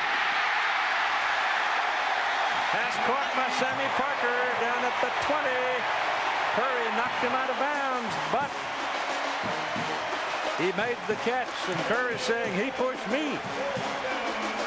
Now Jim Herman, defensive coordinator for Michigan, is going to bring the pressure on Fife. But Fife's a senior. He's been in that position before. Does Parker get away with the push here? Curry thought so. Great concentration, not only to catch the ball, but to know where his feet are, especially with the sun bearing down on him. And it's first down at the Michigan 20 for the Ducks. Fife again wants to throw. Goes good. At the 11-yard line, it's Sammy Parker on his knees making the low catch. And is Oregon ever answering Michigan's score? Going with the no-huddle offense, keeping the substitutions to a minimum for Michigan, and executing. That pass protection that time was beautiful for Fife. He had all day to find that receiver.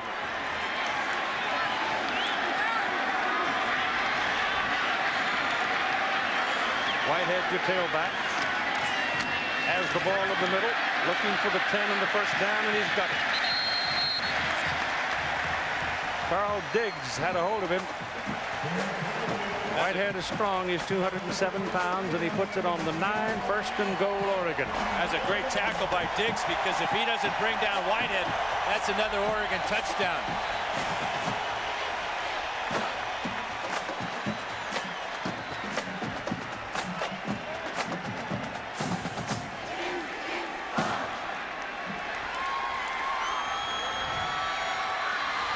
Parker's to the left against Curry.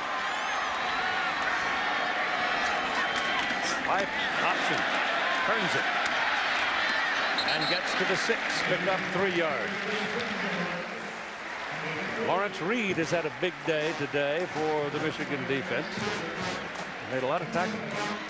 This is a big guy they got to try and bring down, too. Fife goes about 225. And as we've seen, very good at running the option. Scored last week against Arizona on a similar type of play. Demetrius Williams goes out now, the smaller man. Kellen Taylor is in at 6'1", 190. He's number 80, and he goes out wide to the right side with Conte Rosario, who is a freshman fullback. And here's the pitch to Whitehead, and Whitehead is trapped for a loss back at the 10 by Jeremy LeSueur. He had no chance. There were 3 Wolverines on him. And he used his head. He knew he had nothing there. Don't try to get something out of that nothing. That leads to a disaster. That's a smart play by Whitehead, just going down. So it's 3rd and goal from the 10. Sammy Parker is outside, but they run it with a right head, and they'll take him down close to the 5-yard line. Put it on the near hash mark. It'll bring up 4th and goal, and here comes Jared Siegel. It's almost as if Bellotti is going to play for the field goal to give the Ducks a 14-point lead here. And also work on the clock, as I'm sure this ball will not be snapped before the end of the quarter. Not only that, but he'll be kicking with the wind at his back. Fife going to the sidelines, and that's a tip-off that they're going to let the clock run off. So we've done 3 quarters of play with the Oregon Ducks leading 24-13 and down where they can get some more. 24-13. Oregon. ABC Sports presentation, college football. Back after this message and a word from our ABC station.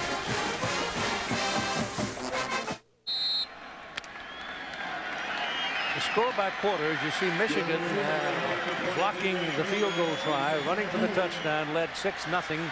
Then Oregon responded 21 points in the second quarter and led 21-6 at halftime. And here's your field goal try now from 22 yards. Oh, it's a fake! And it is short of the goal line. And they are turned away with no points. Siegel running the ball. And you wonder if Siegel might have tipped it off by changing his approach to the ball.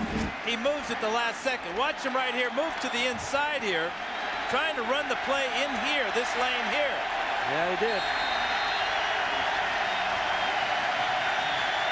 Well, he had the lane, but not the speed. And give away a chance at 3 points. Yeah, and a 14-point lead. I don't like it. That's a terrible call. Yeah. That's too much of a risk against a team like Michigan. That will give the Wolverines some heart. A gust of wind now as Navarre stands and throws complete to Edwards. And Edwards will have it out for a first down at the 16-yard line. You know, the other thing about that is they had the break between the quarters to come up with that play. And you know that Michigan is on the sidelines reminding their players they're not going to come with an all-out block. They're going to be looking for the fake field goal. And Oregon obliged them. So first down from out of the 17 now for the Wolverines. Look for Edwards. He's the go-to guy. Navarre told us that yesterday. He dumps this one off to Perry, and Chris Perry, who has been the hunted today, will pick up 2 yards. Of course, it ain't over either. No. And Navarre back. Good block to protect him, and out of bounds at the 31-yard line is Jason Avant. And Avant's the man who had the touchdown. And Navarre is really getting in a rhythm now.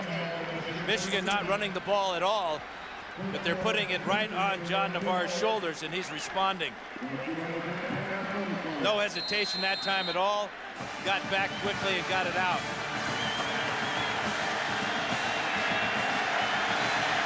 They take Brian Thompson out at the fullback position and put Preston back in the ball game. Gives him more speed. Navarre back to throw. No pressure on him. He gets it away. The pass is completed to Avant again. And Oregon hasn't been able to handle him very well lately. Kevin Mitchell made that tackle, and it's first down at the 47. Crowd trying to help the defense here. Michigan on the move. Navarre dumps it off over the middle. And there's a 5-yard gain for Edwards again, and he's looking for Edwards on every play. Keith Lewis made the tackle. That's not a bad idea to look for Edwards on each play. That's 8 catches now for 82 yards. But this doesn't look like Michigan to me. 11 straight passes for Navarre, and they're moving it. That offensive line is controlling the line of scrimmage, and he's got time to throw. And it's the first time today, really, they've done it with authority. Second down, call it 6. Pressure, he takes a whack. The ball is thrown to the sidelines. Deep pattern, Preston over the shoulder. Good. Anthony Trucks was the man that nailed Navarre, but the big guy shook it off. Yeah, he's just showing great leadership and performance. Watch the shot. He sees Trucks coming all the way, too. Trucks hits him right on the chin, but doesn't knock him down. Look at this ball. How good is this? Beautiful throw. At the 27-yard line, a first down for the Wolverines.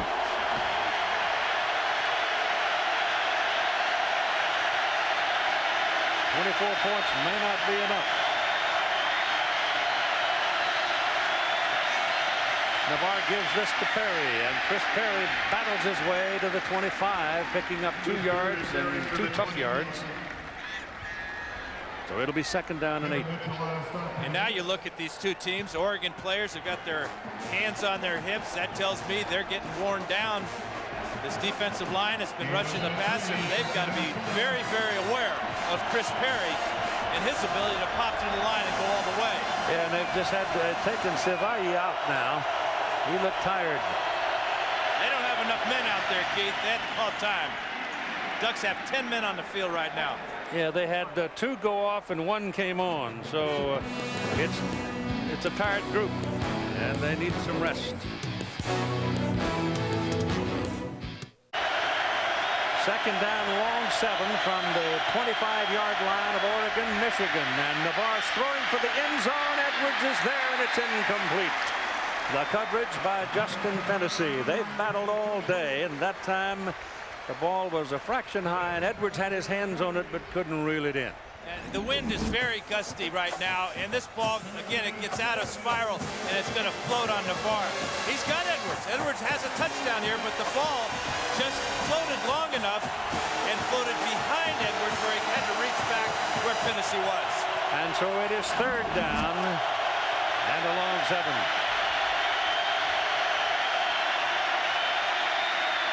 Navarre looks down the middle, looks to the right, goes to the right, and that's incomplete. A lot of time to pick and choose. He went shopping, and he missed Edwards again. But Edwards, by getting one hand up on that ball, prevented Oregon from picking it off. There were 2 Duck defenders behind Edwards. But by going up high at 6'3", watch number 1 here. And as this ball comes in, look at the 2 Ducks behind him. If they pick it off, they might score. Garrett Rivas is on the field for Michigan to try a field goal from 42 yards into the wind. The holder is Gutierrez. Matt Gutierrez. Too long. Burned the clock. Yeah, they did. Boy, you talk about a critical mistake. His career long is 43 yards. This will push him back to 47 yards. 5 yards for the previous spot. Still 4th down. Now I might want to punt it. And that's exactly what Lloyd Carr's thinking. Pin him deep.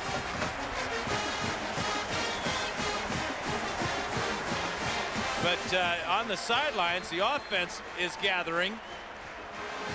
Navarre right in the middle of this huddle. And here comes the Michigan offense. On 4th and 12.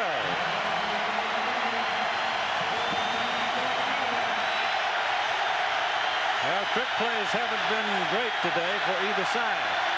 Navarre back on a throw. He throws. It is caught by Edwards right in front of Fennessy, and it works for Michigan. It wasn't a trick play at all. He just simply dropped back, looked for Edwards, threw it high. Fennessy couldn't defend it, moved the chains. Great job by Navarre. Real gutty call by Lloyd Carr and Terry Malone, offensive coordinator. There's Trucks again hitting the quarterback. Edwards bobbling the ball, hanging on, picking up a huge first down. At the 14 of Oregon. Played all day with very few first downs, but all of a sudden, the wheels are turning for the Wolverines. Navarre back, throws hard, good to Edwards again, penalty. I thought it was a penalty flag. It's a piece of a shirt coming off. Actually, and the helmet. It's his headband that he wears under his helmet. Well, that'll tell you something about the ferocity of the hit. Again, the rhythm is there for Navarre. 5 steps and let it go. Edwards having a career day as he loses his headgear. Maybe I should say the caliber of the hit. Edwards is out of there right now. Tabb is in replacing him. 2nd down and 7 for the Wolverines at the Oregon 10. 24-13 ball game, Oregon leading. Crowd trying to help the defense.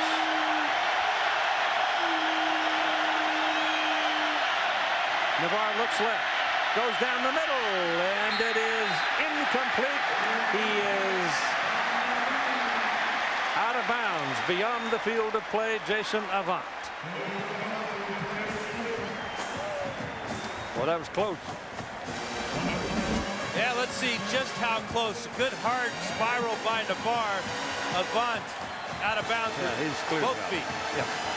Good position by the official there, right on the spot. You see that incompletion. It is 3rd now and 7. And Edwards is back. I would certainly double him, but they don't. He goes the other way, and it is touchdown, Michigan. Steve Weston in between defenders. In between defenders and another Michigan receiver on that side, Keith. And you know, the Wolverines did this in a hurry. There's still over 11 minutes to go on this in this quarter. How about 98 yards through the air primarily? And it doesn't hurt to get a little bit lucky at times. Between Finnessy and Moore, Reston gets his first touchdown catch. Michigan's going for 2. It's a 24-19 ball game. And they're going for 2 to make it, they hope, 24-21.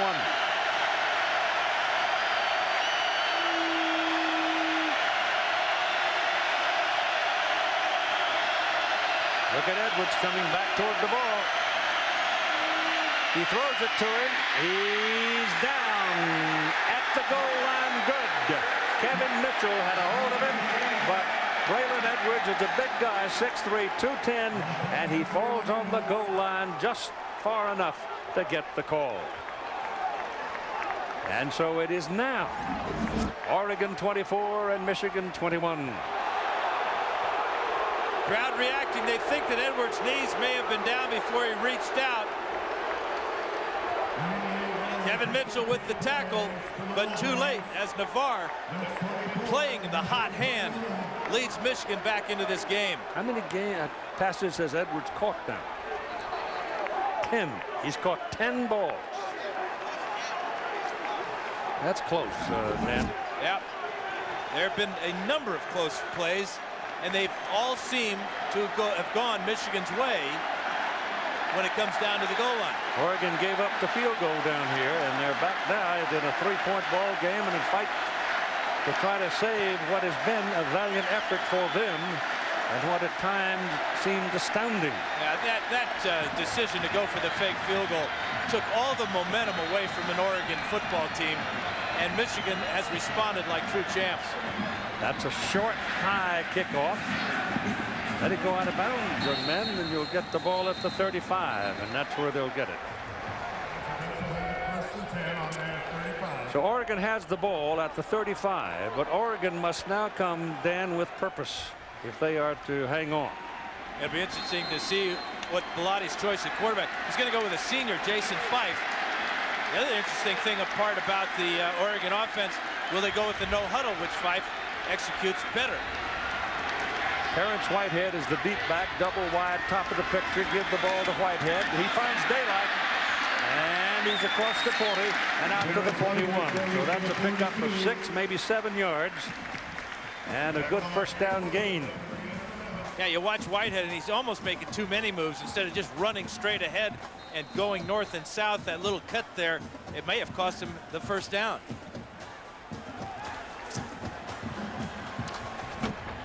You don't need to be two-twoing around when you can just go, in this case, east and west.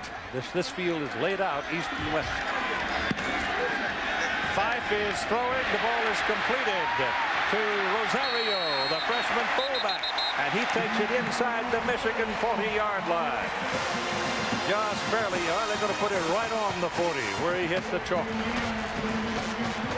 So Rosario, who comes out of the backfield in the fullback position, a freshman from Dayton, Oregon. That's a big play.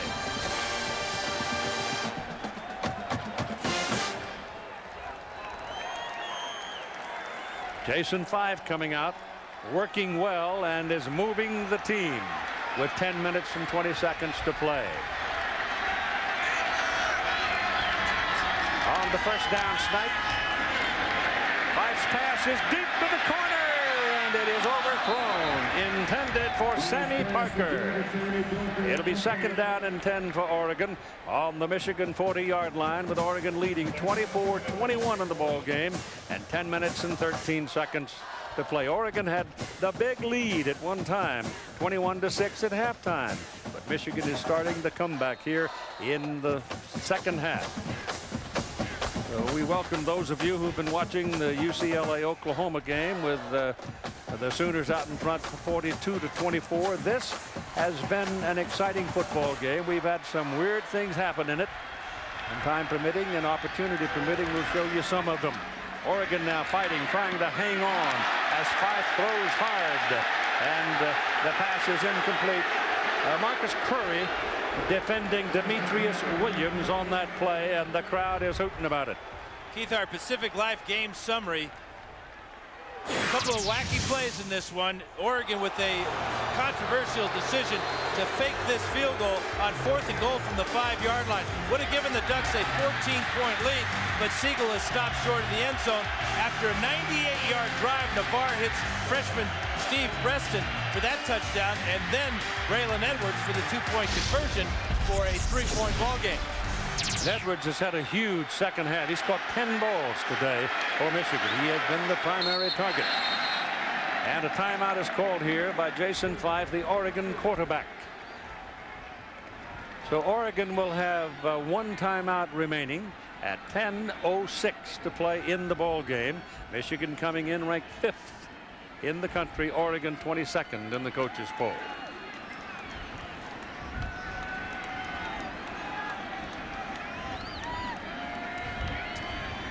What was called by Bill Moose, the athletic director at Oregon, the premier football game of the decade for the Ducks and perhaps for the whole state of Oregon. And it's been a good one. A crowd of 59,023, a stadium record crowd. The return of Oregon to Michigan to complete the home-and-home arrangement will take place in 2007, because it was supposed to be last year, and Lloyd Carr did not want to play Oregon last year because he had too much of a non-conference load as it was. Now a moment with Todd Harris. Well, Keith, on the Oregon sideline, defense is certainly the matchword right now. Don Pelham loved the spirited conversation with his linebacker crew and his defense. He said, we have to find the man on pass coverage. You got to fly to the ball. With Oregon's penchant for fading in the second half, he said, we cannot die. We've got 10 minutes to win this game. Keith. And they're looking at 3rd down and 10 right now. If they can pick up the first down, then they might have Siegel to give him a chance for the 3 points that they disdained earlier. Pressure coming from the backside. Fife is sacked. Grant Bowman, the first man, Larry Stevens, the second man, and the Ducks lose all the way back to midfield, and that will be punting time for Oregon. And that's only the first sack for Michigan this afternoon, and what a great time for it if you're a Wolverine fan, because that pushes the Ducks back. They had decent field position there, but that's about a 9-yard loss for Fife. Paul Martinez, a freshman punter, is in. Marcus Curry is backing up. The wind will be helping Martinez. He'd like to kill it deep if he could. Gets it out of there, gets it up into the wind. It's a good-looking punt. It is short of the goal line, and the Ducks will kill it deep. They pin Michigan back inside the 5. Demetrius Williams was down to get the ball. So the freshman delivers a tremendous effort, a 44-yard punt, and kills it on the 4-yard line. Well, the good news is they're on the 4-yard line. Last time Michigan took over, they were on the 2. That didn't stop them. They went 98. This would be unbelievable if they were to go 96 this time. But they've got a chance to make history.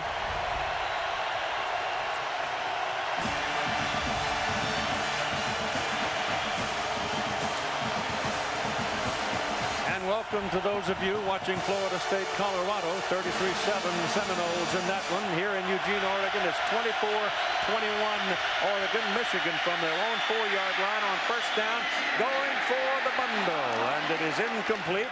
Braylon Edwards, covered by Justin Fennessy, running down the sidelines, could not get to it.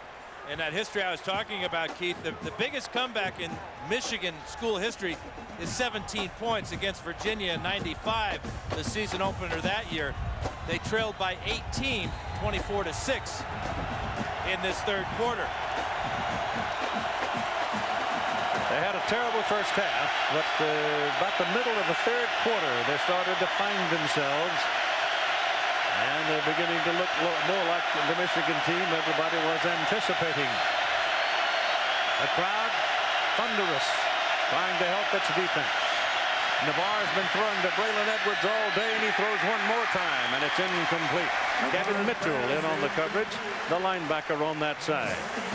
Todd Harris talked about how Oregon has failed to hold on to leads in the recent history, and you can see last year against 4 top opponents in the Pac-10. You go back a year before, this loss here was the only loss in that great senior season of Joey Harrington. Third down and 10 from their own 4 for Michigan.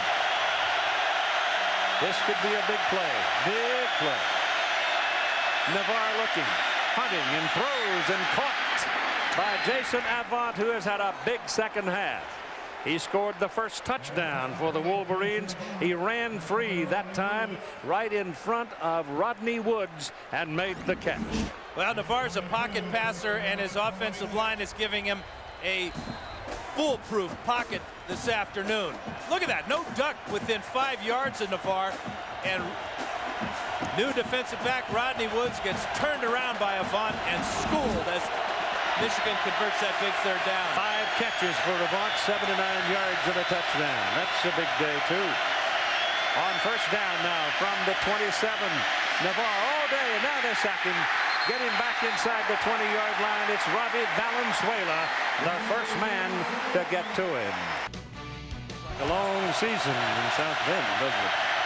Navarre looking and looking and looking, goes outside with it to Breston, and Breston is tackled right about the original line of scrimmage by Keith Lewis. Michigan really the only top 10 team that went on the road for a big ball game today, and they're struggling, trailing 24-21 with 7:20 to play. Third down and 9 now.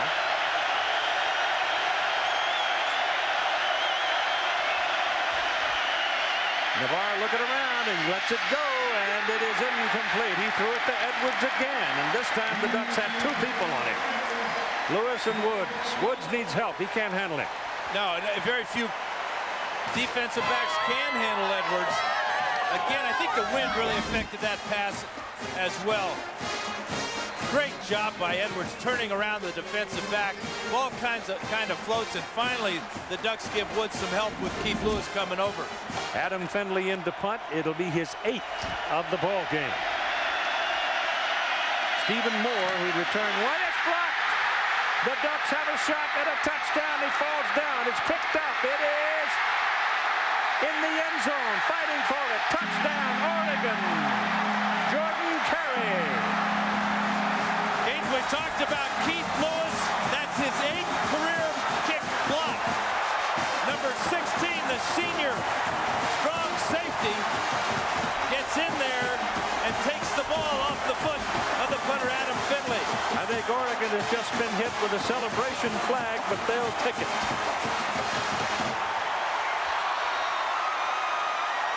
They came off the bench to congratulate Keith Lewis. Number 16 is Lewis. Look at this job here. He takes the personal protector and delivers him to the punter. Now the ball is loose, and finally It is Jordan Carey. Yep. A true freshman out of Olympia, Washington, made that recovery. Finally, it looked like it was a hot rock and nobody wanted it. But finally, they got control of it. Gordon Reese, the referee, is talking to Michigan right now. Giving them the option, I think, where they want this penalty to be assessed. Keith, we talked earlier in the week about this game, you and I, and you said something about special teams, didn't you? Yep, I believe in them. The touchdown is good. After the touchdown, unsportsmanlike conduct on Oregon. Michigan has chosen to take that 15-yard penalty on the succeeding kickoff. So they'll take the penalty on the kickoff, which Oregon, if they convert here, will, with a kick, it'll go for a 10-point lead. If they go for 2, then it'll be an 11-point lead. But I think doing the smart thing. They're going to kick it. And I think Michigan's doing a smart thing by making Oregon kick off from the 20-yard line. Yep. Kick is good. So Siegel gets it through. And at 6 minutes and 55 seconds to play in a ball game, it is Oregon 31 and Michigan 21.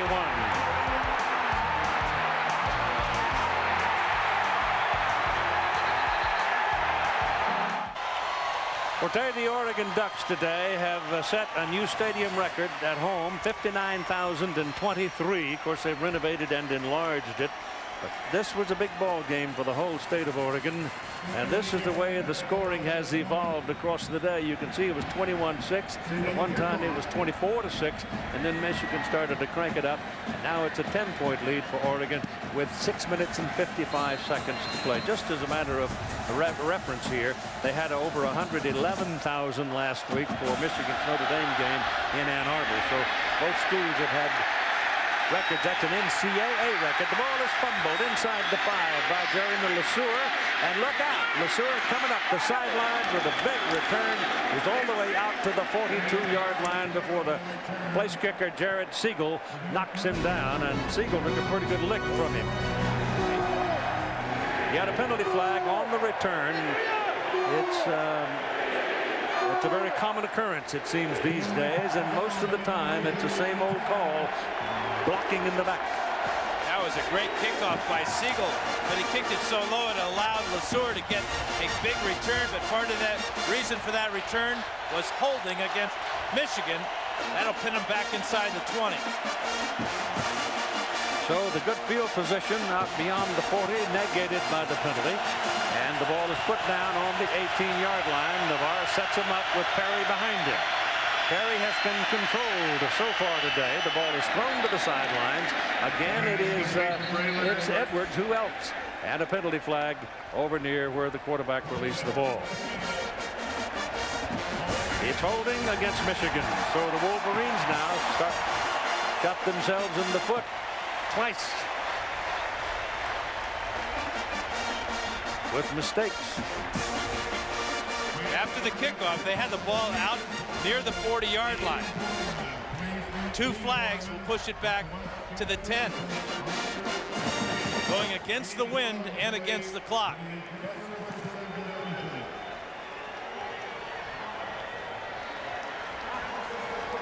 The football is moved back down the field to the 9-yard line.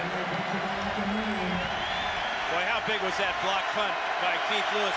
Gave the Ducks points, but it also gave them back the momentum and this crowd. It is first down and 19 from the 9.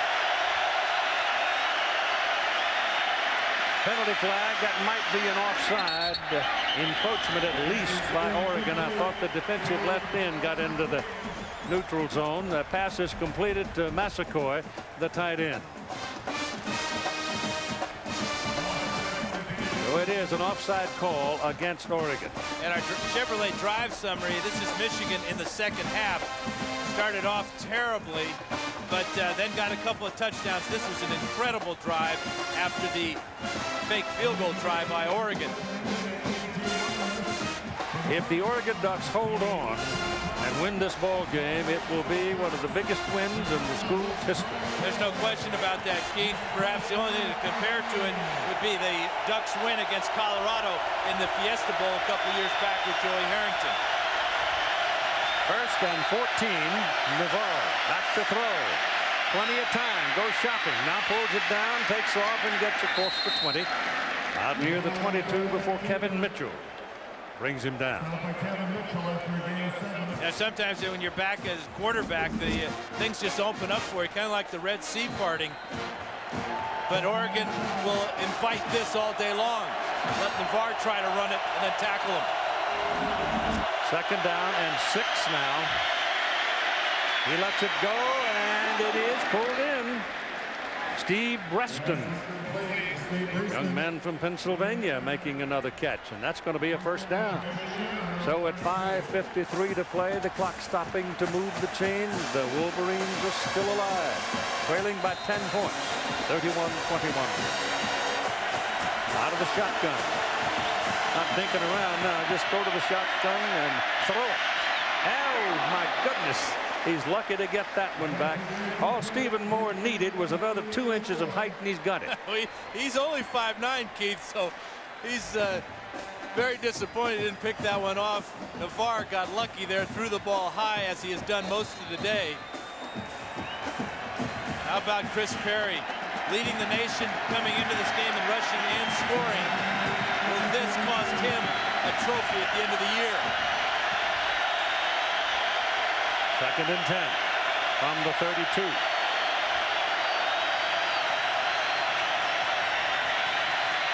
Navarre's pass is thrown and completed to Breston.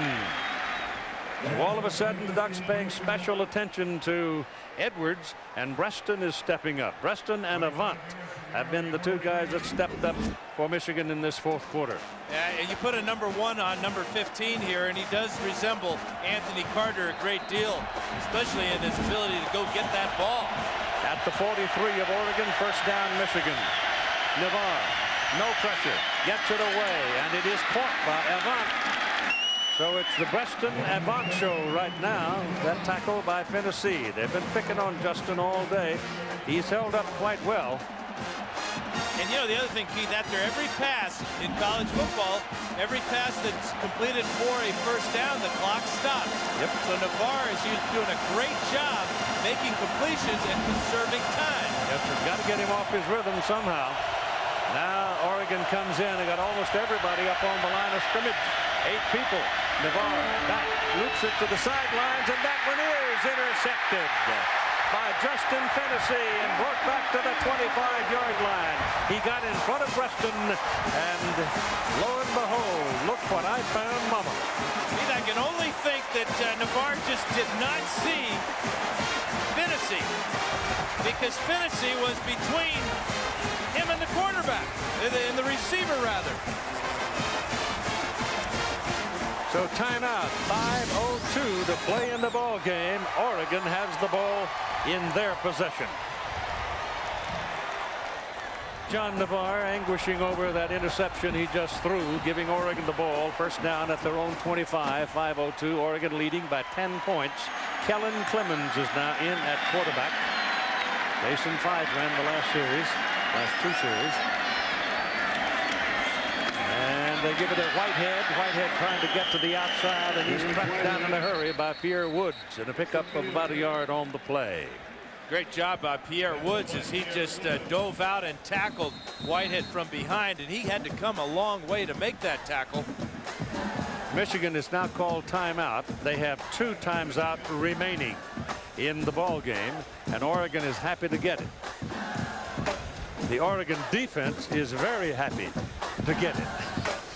Yes, sir. We'll be right back.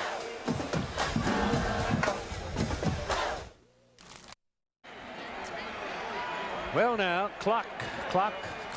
That's the thing everybody's got an eye on here, and nobody's gone home. All 59,023 who came are still here.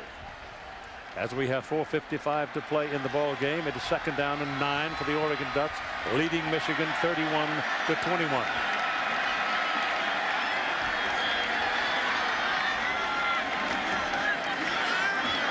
Clemens pass complete to Nate Leobrotten, and a penalty flag is thrown back where the quarterback was turned upside down. Let's see about that. It's going to be roughing the passer.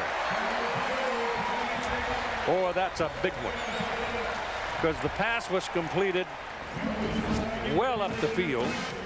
Yeah, it's a late shot by Scott McClintock as he works out his frustrations. Number 36 there with the late hit. What a great throw by Clemens.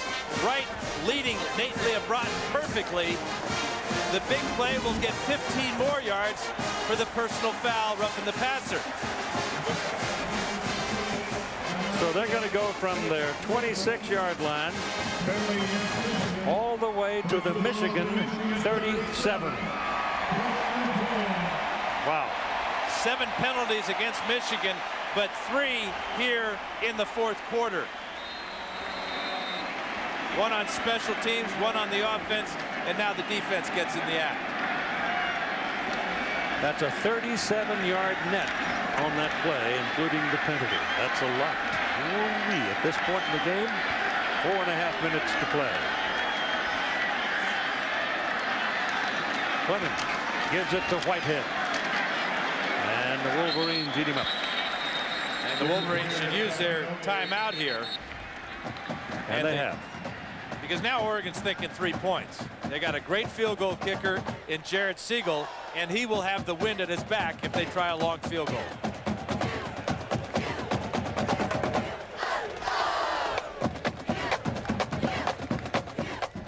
The 2 Oregon quarterbacks, Clemens on the left, Fife on the right. And you can see the system that Mike Pilati very courageously has used all year is working. You know, it worked against Mississippi State and Nevada and Arizona, but you talk about stepping up in class. Well, these 2 men, to their credit, have made it work this afternoon. No interceptions in almost 4 games now for Oregon quarterbacks. 31-21 Oregon. And it's 2nd down and 9, and Clemens spends Oregon's last timeout. And that's inexcusable because they had time, because the Wolverines just called timeout. They just spent too much time getting the play called in the huddle. Didn't want to take the hit on the penalty.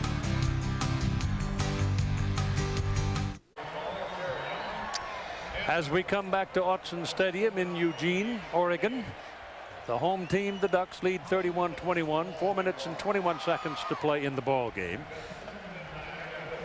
It is 2nd down and 9, with the football resting at the 36-yard line on the Michigan side of the field.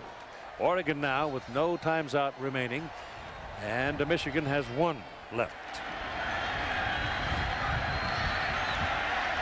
Wolverines have 3 turnovers and 3 penalties. Come late, they come when they hurt them the most. This is an end around. It is Demetrius Williams with the ball getting down to the 30. He's a burner, but the Wolverines reacting well and reading the play well. Stop him. And a timeout by Michigan. If so, that will be their last. And right now, if the Ducks were going to try a field goal, it would be about a 49-yarder. Special teams have been a big factor, to say the least, in this game today. First quarter, this blocked field goal by Marlon Jackson was returned by Jeremy LeSueur. And now Oregon's going to try and fake a field goal from the 5-yard line. Siegel gets stopped short of the goal line. And then Keith Lewis delivers the personal protector to the punter. And Oregon falls on the ball eventually in the end zone for their 30th point. Extra point made it 31. 31-21 to score. And we didn't even include the botched fake punt by Michigan or the punt return of 69 yards by Stephen Moore for the touchdown. Or the block of the field goal by Michigan at the outset, in which they took the lead 6-0. So there's been all kinds of freaky things going on here today. And perhaps in the minds of the pollsters and the minds of the pundits and the minds of the faithful for the Wolverines, the worst story is up there on the scoreboard. The number 5 team in the coaches polls trailing by 10 points. If Oregon had kicked that field goal down here instead of trying to run it in for a touchdown, they'd be leading by 13 points, forcing Michigan to think 2 touchdowns instead of a possibility of a tie with a touchdown and a field goal. If. Yeah. We're playing Runyon-esque football here. There's a whole bag of ifs in this one. Not Kipling-esque, but Runyon-esque, because it's too wild and unpredictable to be Kipling-esque. 3rd down, 3.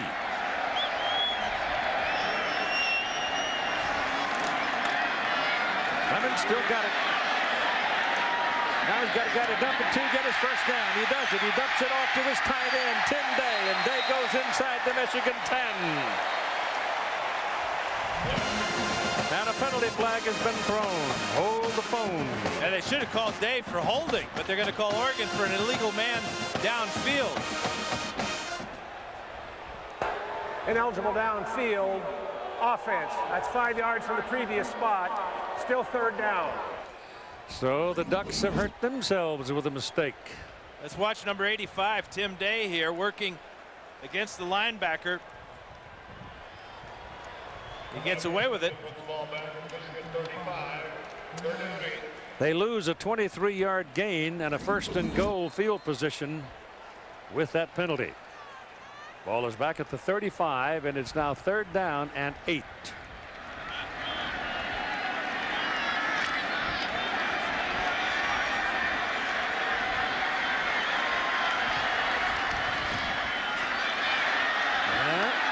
Lost his balance, lost his momentum, and Terrence Whitehead goes down right about the line of scrimmage. LeSueur pinned him down. And I don't know, they're going to, let's see, is it going to be a field goal, or do they just pooch it? I think the smart thing would be to pooch it. You don't want to kick it in the end zone and give them the ball on the 20. Try to kill that thing as deep as you can. Yeah. If you go for a field goal, then you're going to give the ball over if you miss it at the 35. And right now they're on the field, and it looks to me like they're going to, neither team with a timeout remaining. So he's going to come to the line of scrimmage and set there probably and try to get something, Michigan to move or something. Well, they're going to work on that clock, Keith. And work the clock. I doubt that they snap this ball. I don't think they will, but they did. Man. And they run it. And Whitehead runs it right into the middle and got very little out of it. And Michigan will get control of the football at the 34-yard line. That makes no sense at all. That is 2 decisions today that I just do not understand by Mike Bellotti. Why not punt that ball? Now let's check in with John in New York. Well, Keith, you want to see an unbelievable performance. Antonio Perkins takes this one and goes 75 yards on the punt return. It's 3rd touchdown of the game. That is a record in the NCAA. 277 total yards, also a record. And back here, it's the Navarre to Edwards combination working again, getting another 1st down for the Wolverines up at the 47-yard line. The only thing I can think, Keith, is that we've had such wacky plays on special teams today that Bellotti just didn't want to put his special team out there and risk a punt block or a field goal block. But that is puzzling that they didn't just let the clock run out, take the 5-yard penalty, push them back a little bit, and then pooch the ball down deep, pin Michigan back. Clock stops when the chains are moved. Michigan trailing by 10, 2:47 to play. Navarre looking again for Edwards. Throws. That one is incomplete. Tennessee defending on the play, defending Avant. Avant and Breston have been very successful over the last 5 or 6 minutes in this ball game. And prior to that time, it's been the Navarre to Edwards combination that's just going for a ton in the 4th quarter. Well, of Navarre's 24 completions, 22 of them have been to those 3 men you just mentioned. Yep. 2nd down and 10. When you're throwing the ball all the time, you don't use the clock all that much. And there he goes to Edwards again, and it's complete in front of Moore. Stephen Moore not quite big enough to get him on that pattern. And it's another 1st down for Michigan. Great pass by Navarre, Keith. Excuse me. And the bonus is you get out of bounds, you stop the clock, you get to rest your big horses up front. That offensive line, again, is in control, giving Navarre time to find these receivers. 36-yard line of Oregon, 1st down Michigan. 2:35 to play.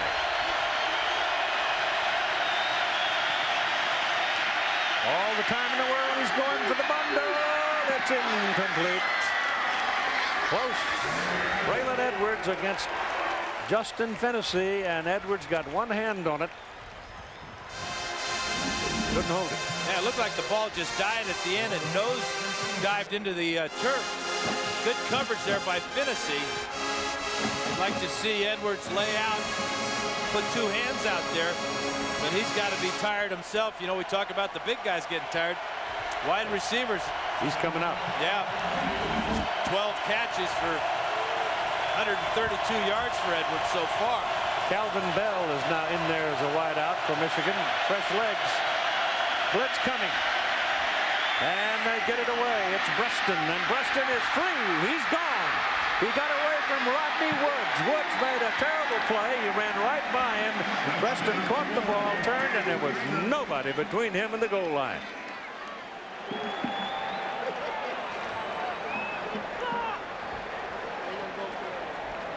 Go Michigan.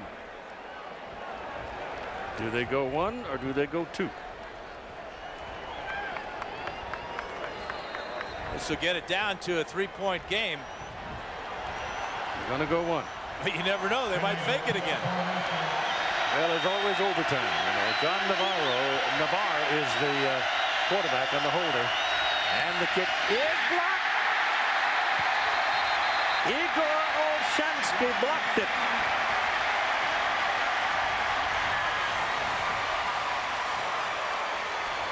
What else could happen?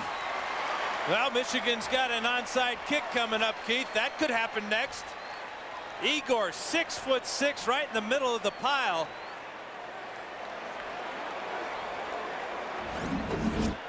He's an easy guy to find, too. Right about there. Watch him push and get up and stuff this ball and keep the lead at 4.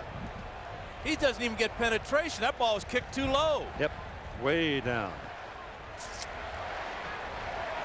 Yeah, Keith, you talked about Rodney Woods. He's a junior college transfer. The blitz by Oregon, they get burned because they do not have a corner at this point right here to make this play. Preston with a sharp cut, no hesitation, up the field into the end zone. Michigan has missed 2 extra points today, or points after touchdown, if you will. So you figured onside kick here, because here comes all the good hands people out for Oregon. 200 yards for the Wolverines. The fourth quarter, that's all in the air. It's in the air. Absolutely, as Preston goes over 100 yards receiving on just 6 catches, 2 of them resulting in touchdowns.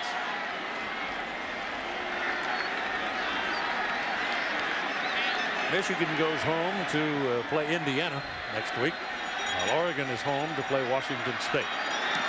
And here's the squib, and it's off an Oregon man, and Michigan may have it. Michigan's got it.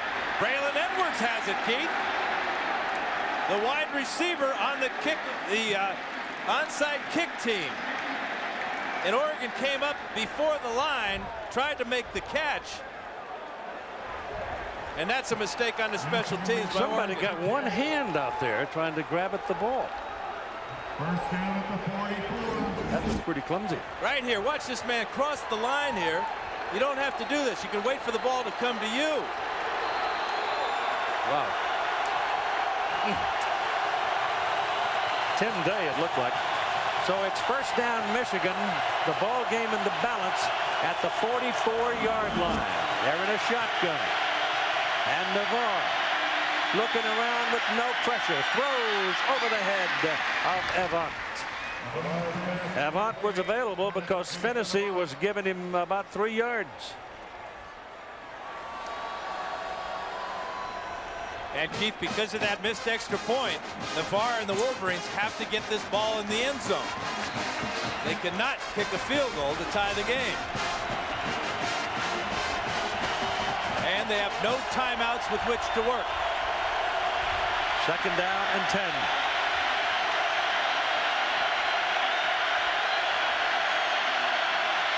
Navarre looking left, throws it left. It's incomplete, intended for Avant.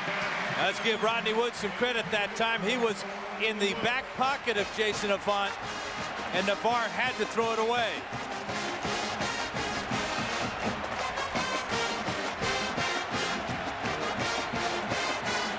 Here in Eugene, Oregon, it's 31-27. Oregon leading Michigan with 2 minutes and 2 seconds to play. We've had other people from other regions join us. We welcome you. This has been frantic this fourth quarter. It's been mostly Michigan except for a block punt and an Oregon touchdown. Wolverines trying to salvage their high ranking. The ball thrown to the side, and it's completed. Incredible catch by Braylon Edwards, but that's been the combination in the fourth quarter. That's gone for more than 200 yards. Stephen Moore just simply not tall enough to defend this. He did his very best, did Moore, but so did Edwards. His 13th catch, 144 yards for Edwards. And it's first down just inside the 45. Navarre sacked back at the Michigan 45. Ravi Valenzuela finally broke through. Oregon led at one time 24-6 in the third quarter. And Ducks are trying to get fresh troops out there, Keith. Excuse me, new defensive line. They need some rest. Navarre gets his pass away. That is caught sliding across. And now they'll wave it off. They say no. Steve Breston, they say no. Well, that's an amazing call by the officials, because there were 3 officials a lot closer than the man who eventually makes the call. The man looking right down the barrel at it was the man who made the call, and he could see the ball and the body. Boy, he ran 30 yards though, and Lloyd Carr's giving him heck as Lloyd puts in a 30-yard dash.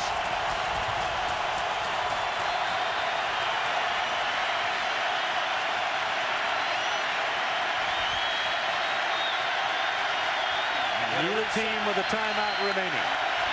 They reset the play clock. 1:14. Third down and 19 for Michigan. Navarre's pass is thrown underneath all the coverage and the traffic, and is completed to Massaquoi, the tight end, and he will get to the 41-yard line. That's a smart play by Navarre. You're not going to pick up all 19 yards. Throw it to an underneath receiver. Let him run for it. Good tackle by Rodney Woods as he bounces back. Clock running inside 50 seconds. No timeout remaining, and they don't stop it unless you can incomplete or complete it and move the chains for a first down. And Navarre looking around. Throws, and it's incomplete. Intended for a very tired Braylon Edwards. Now it is fourth down. A record crowd of 59,023. It's over, Keith. It's over. Yep. Ducks will get the ball. Michigan cannot stop the clock. No timeout. They used them all up. What a heck of an effort by Michigan to fight back. On the fourth down play, that was a difficult play to complete. Braylon Edwards, what a day he's had, huh? Just couldn't gather enough strength to get up and make another fantastic catch. So with 33 seconds and no times out remaining, Oregon, all they have to do is just freeze the ball and get the clock running and win the ball game. A huge upset. Today's Chevrolet players of the game are Braylon Edwards and Stephen Moore. Edwards of Michigan, Moore of Oregon, recognition of their efforts. Chevrolet making a $1,000 contribution to each university's general scholarship fund. Braylon Edwards, 13 catches for 144 yards. Remarkable. It's over. And Oregon upsets Michigan 31-27. An incredible win for this program, Keith, and for the state of Oregon. First of all, to get Michigan willing to come out to play in this tiny little stadium. And then to take the champions to the very end. Great game by both teams. Now here's Todd Harris. Well, Coach, you gave the fans one heck of a game. I think there are going to be a lot of cardiologists busy this afternoon. What was the key to the victory today? I think the key was never giving up. I think our defense really stepped up big at the end. We let them go through us a couple times, but when we needed to, came up with big plays. Justin Finney's interception, Keith Lewis's block of the punt for the touchdown. I mean, those are huge plays. And this is truly a team effort. I mean, offense, defense, and special teams all stepped up. You talk about Michigan coming in here. You said we aren't playing the helmet. We're not playing the tradition. We're just playing Michigan. Your kids bought into that. That and special teams were huge for you. Well, that's why you got to play the game. It's not about tradition. It's not about the uniform. We talked a lot about that. And I have great respect for Michigan, but I'm very proud of my Ducks today. Congratulations. We'll see you next week. Thank you. Keith. So for Mike Bellotti, a major mark in his career. 9th season at the University of Oregon. Once again, your final score. Oregon 31 and Michigan 27.